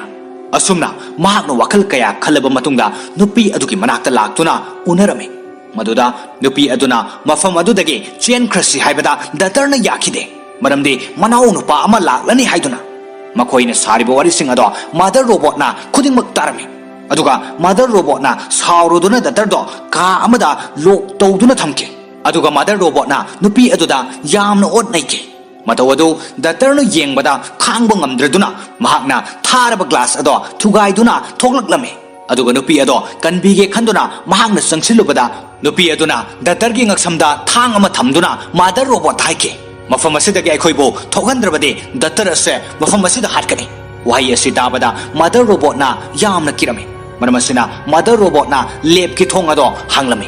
aduga nupi aduga doctor aduga lab adudagi thogan kirame lab adugi mapanda uwa pumnamak kanglame amasung maikhu sukarame adubo lab adugi manaktadi mahi marong asangba kaya thaduna hawrame masina takpadi robot sing aduna malem ado tapna tapna semkalakpagi matawni asumna nupi aduna hana leiramba mafam aduda changlakme mafam aduda nupi aduna chana thakna naba kharasu thamlame matawadu ubada datarna nupi aduda nangde mafam asida karamna leiriba aduga miyoi atopana kadaida leikrabano asumna hanglei nupi aduna khumlei aina nongonda oidaba haijan kibane chumi ai main hariba mafam aduda leirame adubo mafam asida ai ithanta hingobane atai sing adudi loina harpikre wahi asi dabada doctor na sauroduna nupi adugi mamaida khupangna tharaduna oidaba karigi nganglibano hairame aduga doctor ado laboratory tamna laglame adubo lab adugi mapanda robot mayam ama leirame aduga doctor da red light mayam ama kapselaglame amasung robot sing aduna masak khangladuna laboratory adugi manungda mahakpo changanlame doctor na laboratory manung aduda singjang ama paiduna tapna tapna changlakpada mother robot na mahaki embryo ado angang masa oladuna pamlaka leirame mother robot na doctor da manakta laktuna angang ado yengnana ba hairame amasung mother robot asawba amata leiramde aduga angang ado doctor da pirduna haire hojikti nangonda wari pumba libagi matam ado yaurakle aina robot mayam asigi makokne pumnamak ase aina control tawbane asengbadi aina mapanda leiba mioiba pumnamak ase manganba pame maramde makhoi masel amaga lanthengna amangba oyhali makhoi gi punsi khakta natana malem asibusu manganna honari asomna makhoina lebdana tawrabadi malem asi soidana mutkhagane aduga aikhoi robot su malem asida leiraroi mioiba se yamna phate makoina masagi ta khanbada malemgi mahusagi khal kayabu manghale maramasina aina miyoiba khudingmak mangan pamlibani adubo aina embryo singse shape tawduna mafam asida thamliba se amuk nauna makoktagi hawduna afaba miyoiba sing semgatuna malemase yamna nungaina leinana basinbani aina nangbo takpi tambiriba se nahakna tungda lakadoriba miyoiba khudingmaki mama ama oiraga makoibo afaba lambi takpiduna aranba lambida chadhandana thamnanabagidamaktani wahi asi tabada doctorna mother robot ta mamangda embryo ahum mi olhalaga karigi hatkhribano hangbada mother robot na khumlai makoi sing ado amata haisingde maramasina aina tangai fadana makoibo hatkibani adubo hojikte amata halaroi maramde nangna haisingba leader ama oirabanina pumnamak nangna takpi tambigadabani wahi asi tabada doctorna yamna sauna hari pumnamak oiduna so nahak yamna phate nahaki karamba pandam amagidamak nahakna lanjadraba kayabo harpi kribano nahak hingbada matik chade wahi asi tabada mother robot na hari fare nangna ibu halo adubo masimadi khangu nupi ama mafam asida laklambado aina kawbani aduga aina nangbusu mafam asidagi puthoktuna yenghanaba swaiki aina nangi aroibe changeng ama yengnanaba pumnamak ase aina tawkibani nahakna laboratory gi mapanda chatkhaba matungda laboratory manungda lehoriba nangi naraunu pa asigi khanduna halakpri yenge haiduna miyoibagi minungsi haibado aigi thamoidade kari su khangde adubo nangi thamoida fauriba minungsi ado aina khangba ngame ꯃꯔꯝ ꯑꯁꯤꯅ ꯅꯪꯒꯤ ꯑꯔꯣꯏꯕ ꯆꯥꯡꯌꯦꯡ ꯑꯁꯦ ꯃꯥꯏ ꯄꯥꯛꯂꯦ ꯍꯧꯖꯤꯛ ꯅꯪꯅ ꯑꯩꯕꯨ ꯍꯥꯠꯈ꯭ꯔꯕꯁꯨ ꯌꯥꯔꯦ ꯑꯩꯗꯤ ꯊꯕꯛ ꯑꯁꯤꯒꯤꯗꯃꯛꯇ ꯁꯦꯝꯈꯤꯕꯅꯤ ꯃꯔꯝ ꯑꯁꯤꯅ ꯑꯩꯒꯤ ꯊꯕꯛꯇꯤ ꯄꯥꯡꯊꯣꯛꯄ ꯂꯣꯏꯔꯦ ꯃꯈꯥ ꯇꯥꯔꯛꯄꯗ ꯄꯨꯝꯅꯃꯛ ꯅꯪꯅ ꯇꯧꯒꯗꯕꯅꯤ ꯋꯥꯍꯩ ꯑꯁꯤ ꯇꯥꯔꯒ ꯗꯥꯛꯇꯔ ꯌꯥꯝꯅ ꯅꯨꯡꯉꯥꯏꯇꯅ ꯃꯥꯗꯔ ꯔꯣꯕꯣꯠ ꯑꯗꯣ ꯍꯥꯠꯄ ꯇꯥꯈꯤ ꯃꯔꯝꯗꯤ ꯃꯥꯗꯔ ꯔꯣꯕꯣꯠꯀꯤ ꯃꯊꯧꯁꯤꯡ ꯑꯗꯨ ꯂꯣꯏꯔꯕꯅꯤ나 ꯑꯁꯨꯝꯅ ꯗꯥꯛꯇꯔꯅ ꯃꯥꯗꯔ ꯔꯣꯕꯣꯠ ꯑꯗꯣ ꯅꯣꯡꯃꯩꯅ ꯀꯥꯞꯇꯨꯅ ꯍꯥꯠꯈꯤ ꯑꯗꯨꯒ ꯗꯥꯛꯇꯔꯅ ꯑꯦꯝꯕ꯭ꯔꯥꯏꯑꯣ ꯃꯌꯥꯝ ꯑꯃ ꯊꯝꯂꯤꯕ ꯃꯐꯝ ꯑꯗꯨꯗ ꯂꯥꯛꯈꯤ ꯑꯗꯨꯒ ꯈꯟꯈꯤ ꯆꯨꯝꯃꯤ ꯄꯨꯝꯅꯃꯛ ꯑꯁꯦ ꯑꯩꯅ ꯃꯃꯥ ꯁꯛꯇꯨꯅ ꯌꯣꯛꯄꯤ ꯁꯦꯝꯕꯤꯒꯗꯧꯔꯤꯕꯅꯤ ꯑꯁꯨꯝꯅ ꯗꯥꯛꯇꯔꯅ ꯃꯆꯤꯟꯅ ꯊꯣꯛꯅ ꯍꯥꯏꯈꯤ ꯌꯦꯁ ꯑꯥꯏ ꯑꯦꯝ ꯃꯥꯗꯔ ꯑꯗꯨꯒ ꯃꯄꯥꯟꯗ ꯂꯩꯍꯧꯔꯤꯕ ꯅꯨꯄꯤ ꯑꯗꯣ ꯔꯣꯕꯣꯠꯁꯤꯡ ꯑꯗꯨꯅ ꯃꯍꯥꯛꯀꯤ ꯃꯊꯧ ꯂꯣꯏꯔꯦ ꯍꯥꯏꯔꯗꯨꯅ ꯅꯣꯡꯃꯩꯅ ꯀꯥꯞꯇꯨꯅ ꯍꯥꯠꯈꯤ ꯑꯗꯨꯒ ꯗꯥꯛꯇꯔ ꯑꯗꯨꯅ ꯑꯦꯝꯕ꯭ꯔꯥꯏꯑꯣꯁꯤꯡ ꯑꯗꯨ ꯁꯦꯝꯗꯨꯅ ꯃꯥꯂꯦꯝ ꯑꯗꯣ ꯑꯐꯕ ꯃꯤꯑꯣꯏꯕ ꯈꯛꯇꯅ ꯈꯨꯟꯗꯥꯕ ꯃꯥꯂꯦꯝ ꯑꯃ ꯑꯣꯏꯅꯅꯕ ꯁꯦꯝ ꯁꯥꯈꯤ ꯑꯁꯨꯝꯅ ꯐꯤल्म ꯑꯁꯤ ꯁꯤꯟ ꯑꯁꯤꯗ ꯂꯣꯏꯁꯤꯟꯈꯤ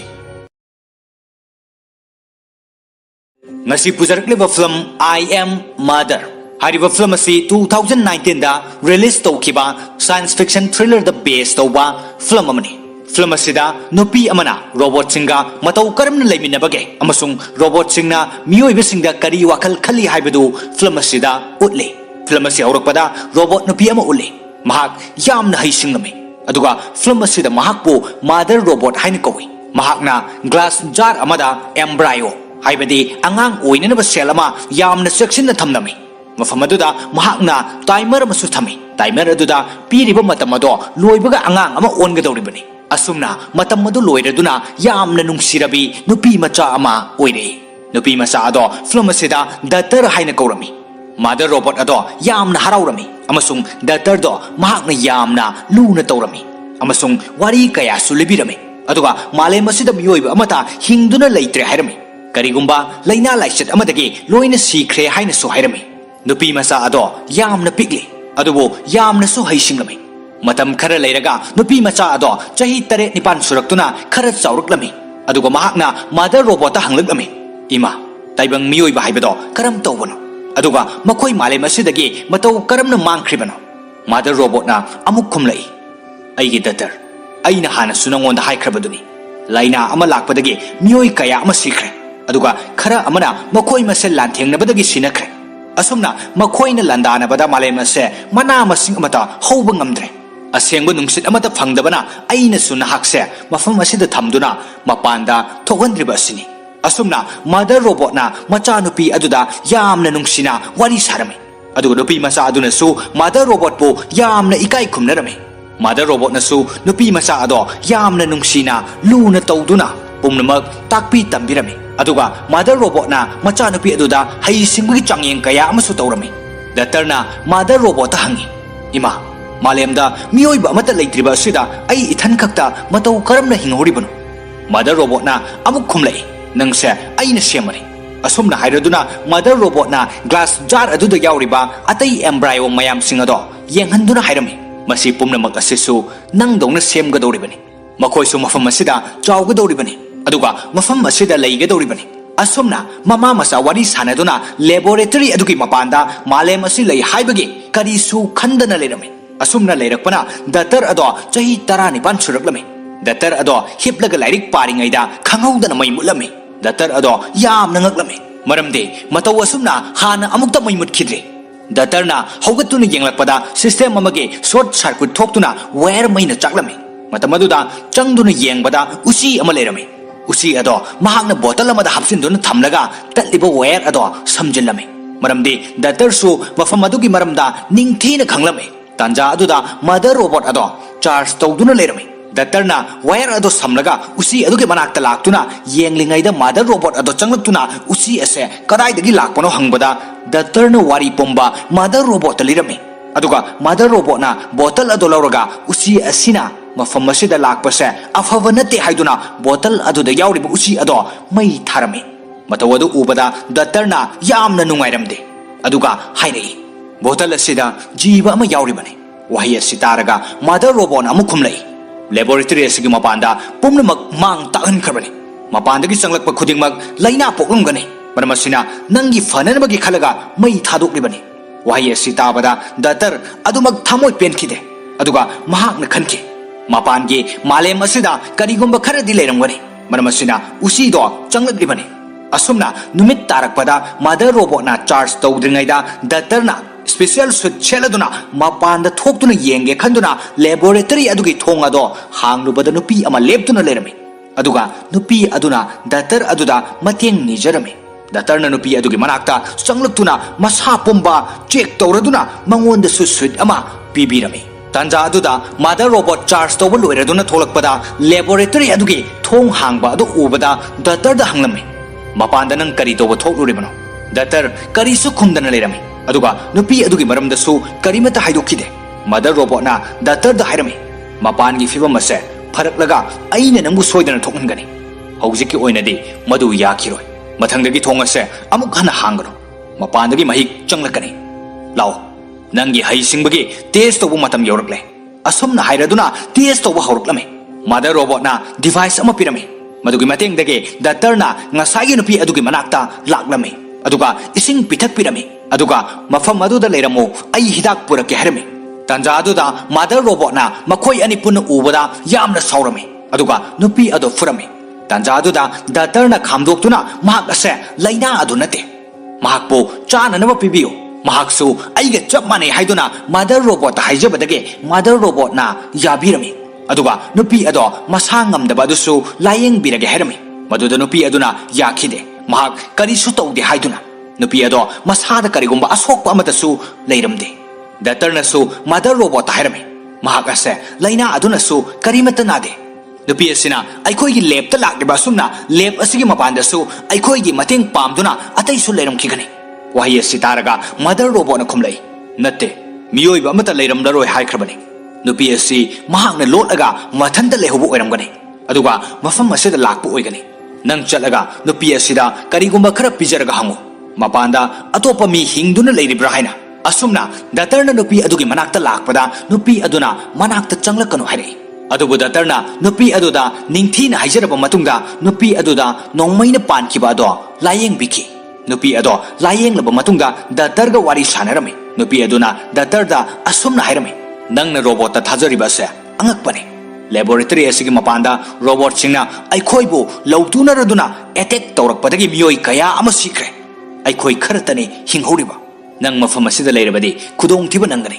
Aduna laboratory asigi mapanda thokrasi. Aduga sotharaba malema se amugana semgachi. Datarna nupi adugi wari targa pungning yamna nungsirami. Aduga nupi aduna hariba ado thajarami. Asumna datarna mother robot ki manakta sangsin bada mother robot na hairei. Aina nakhoi anigi wari singdo hana tare. Matam koina leminaraklabani. Aina nangbo kaya gi batik luna tawjarakpa. Aduga nangna karisu khandana ngasi khakta thengnaba nupi macha man haibada nangna thajaraba. Asumna mother robot na hairakpada datar haingam tangum khide. Mother robot na amuk makha tarake. Nangi haisingbi test result ne yengo. Yamna wangna mai pakne. Aigi isadi yamna haisingbini. Maramasina aina nangi surprise ama thamle. Asumna hairaduna embryo lab ta pusiladuna leiriba embryo sing adugi maraktage mahaki apamba manau nupa natraga manau nupi ama khalu hairakpada datar yamna haraurami. Maramde mafam aduda matam sangna mathanta leirakpado manau ama laklani khalubada. Aduga datarna mother robot ta inau nupa oina khalagi haike. Aduga mother robot na mafam adudage glass jar ama lauthokrami. Asumna numit tarakpada mother robot charge tawrami. Tanja aduda datarna yamna chamamnana wakhal khalame. Aduga mafam adugi secret lab amada changduna data mayam ama thamliba ado check tawrami. Aduga datar yamna ngaklame. Maramde datarna mafam aduda laktringaida hanasu miyoi ahum sikhibagi record leirame. Miyoi ahum ado makhoi gi haisingbagi test tawbada fail oibadagi mother robot na miyoi sing adubo hatkibani. Madu thengnarubadagi datar yamna ngakladuna thoglakpada hana hatkiba mi amage saru thengnake. Datarna madu ubada hena thajake. Aduga yamna kapke. Mahakna khalle. Madudi mahaki haisingba do robot aduna sizinaba pambadagi mahakpu mafam aduda thamlibani haina. Asumna mahakna wakhal kaya khalaba matungda nupi adugi manakta laktuna unarami. Maduda nupi aduna mafam adudagi chen krasi haibada datarna yakide. Maramdi manau nupa ama laklani haiduna. Makoina sariba wari sing ado mother robot na khudingmak tarami. Aduga mother robot na sauruduna datar do ka amada lok tawduna thamke. aduga mother robot na nupi aduda yamna ot naike matau adu doctor no yengbada khangba ngamdraduna mahakna tharaba glass ado thugaiduna thoklaklame aduga nupi ado kanbige khanduna mahakna changsilubada nupi aduna doctor gi ngaksamda thang ama thamduna mother robot haike mafam asidagi aikhoibo thogandrabadi doctor ase mafam asida hatkani wahi asi tabada mother robot na yamna kirame maramasina mother robot na lab ki thong ado hanglame aduga nupi aduga doctor aduga lab adudagi thogan kirame lab adugi mapanda uwa pumnamak kanglame amasung maikhu su karame adubo lab adugi manaktadi mahi marong asangba kaya thaduna hawrame masina takpadi robot sing aduna malem ado tapna semkalakpagi matawni asumna nupi aduna hana leiramba mafam aduda changlaklame mafam aduda nupi aduna chana thaknanaba kharasu thamlame matau adu ubada doctorna nupi aduda nangdi mafam asida karamna leiriba aduga miyoi atopana kadaida leikhrbano asumna hanglei nupi aduna khumlei aina nongonda oidaba haijan khibane chumi ai mind hariba mafam aduda leirame adubo mafam asida ai ithanta hingobane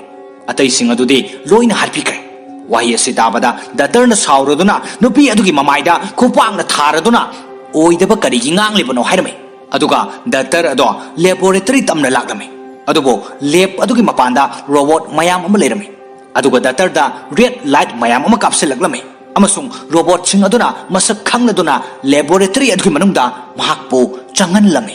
doctorna laboratory manung aduda singjang ama paiduna tapna changlakpada mother robot na mahaki embryo ado angang masa oladuna pamlaga leirame mother robot na doctor da manakta laktuna angang ado yengna ba hairame amasung mother robot asawba amata leiramde aduga angang ado doctor da pirduna haire haujikti nangonda wari pumba libagi matam ado yaurakle aina robot mayam asigi makokni pumnamak ase aina control tawbane asengbadi aina mapanda leiriba mioiba pumnamak ase manganba pame maramde makhoi masel amaga lanthengna amangba oihali makhoi punsi khakta natana malem asibusu manganna honari asomna makhoina leptana tawrabadi malem asi soidana mutkhagani aduga aikoi robot su malem asi da leiraroi mioiba se yamna phate makhoina masagi ta khanbada malem gi mahusagi khal kayabu manghale maramasina aina mioiba khudingmak mangan pamlibani adubo aina embryo singse shape tawduna mafam asida thamliba se amuk nauna makoktagi hawduna afaba mioiba sing semgatuna malem ase yamna nungaina leinana basinbani aina nangbo takpi tambiriba se nahakna tungda lakadoriba mioiba khudingmaki mama ama oiraga makhoibo afaba lambi takpiduna aranba lambida chadhandana thamnanabagidamaktani wahi asi tabada doctorna mother robot ta mamangda embryo ahum mi olhalaga karigi hatkhribano hangbada mother robot na khumlai makhoi sing ado amata haisingde maramasina aina tangai fadana makhoi bu hatkibane adubu haujikte amata halaroi maramde nangna haisingba leader ama oirabanina pumnamak nangna takpi tambigadabane wahi asi tabada doctorna yamna saungna hari pumnamak oiduna so nahak yamna phate nahaki karamba pandam amagidamak nahakna lanjadraba kayabo harpi kribano nahak hingbada matik chade wahi asi tabada mother robot na hari fare nangna ibu halo adubo masimadi khangu nupi ama mafam asida laklambado aina kawbani aduga aina nangbusu mafam asidagi puthoktuna yenghanaba swaiki aina nangi aroibe changyeng ama yengnanaba pomnamak ase aina tawkibane nahakna laboratory gi mapanda chatkhaba matungda laboratory manungda lehoriba nangi narau nupa asigi khanduna halakpri yenge haiduna miyoibagi minungsi haibado aigi thamoidade karisu khangde adubo nangi thamoida fauriba minungsi ado aina khangba ngame maramasina nangi aroibe changyeng ase mai pagle hausik nangna aibo harkhaba suyare aide thabak asigidamakta semkibane maramasina aigi thabakti pangthokpa loire makha tarakpada pumnamak nangna tawgadabane wahi asi taraga doctor yamna nungaitana mother robot ado hatpataki maramde mother robot ke mathoksing ado loirabanina asumna doctor na mother robot ado nongmaina kaptuna hatki aduga doctor na embryo mayam ama thamliba mafam adu da laki aduga khanki chumi pumnamak ase aina mama saktuna yokpi shampi ka dawribani asumna doctor na machina thongna haike yes I am mother aduga mapanda laihoriba nupi ado robot sing aduna mahaki mathau loire hairoduna nongmaina kaptuna harke ꯑꯗꯨꯒ doctor ꯑꯗꯨꯅ ꯑꯦꯝꯕ꯭ꯔꯥꯏꯑꯣꯁꯤꯡ ꯑꯗꯨ ꯁꯦꯝꯗꯨꯅ ꯃꯥꯂꯦꯝ ꯑꯗꯣ ꯑꯐꯕ ꯃꯤꯑꯣꯏꯕ ꯈꯛꯇꯅ ꯈꯨꯟꯗꯥꯕ ꯃꯥꯂꯦꯝ ꯑꯃ ꯑꯣꯏꯅꯅꯕ ꯁꯦꯝ ꯁꯥꯈꯤ ꯑꯁꯨꯝꯅ ꯐꯤꯂꯝ ꯑꯁꯤ ꯁꯤꯟ ꯑꯁꯤꯗ ꯂꯣꯏꯁꯤꯟꯈꯤ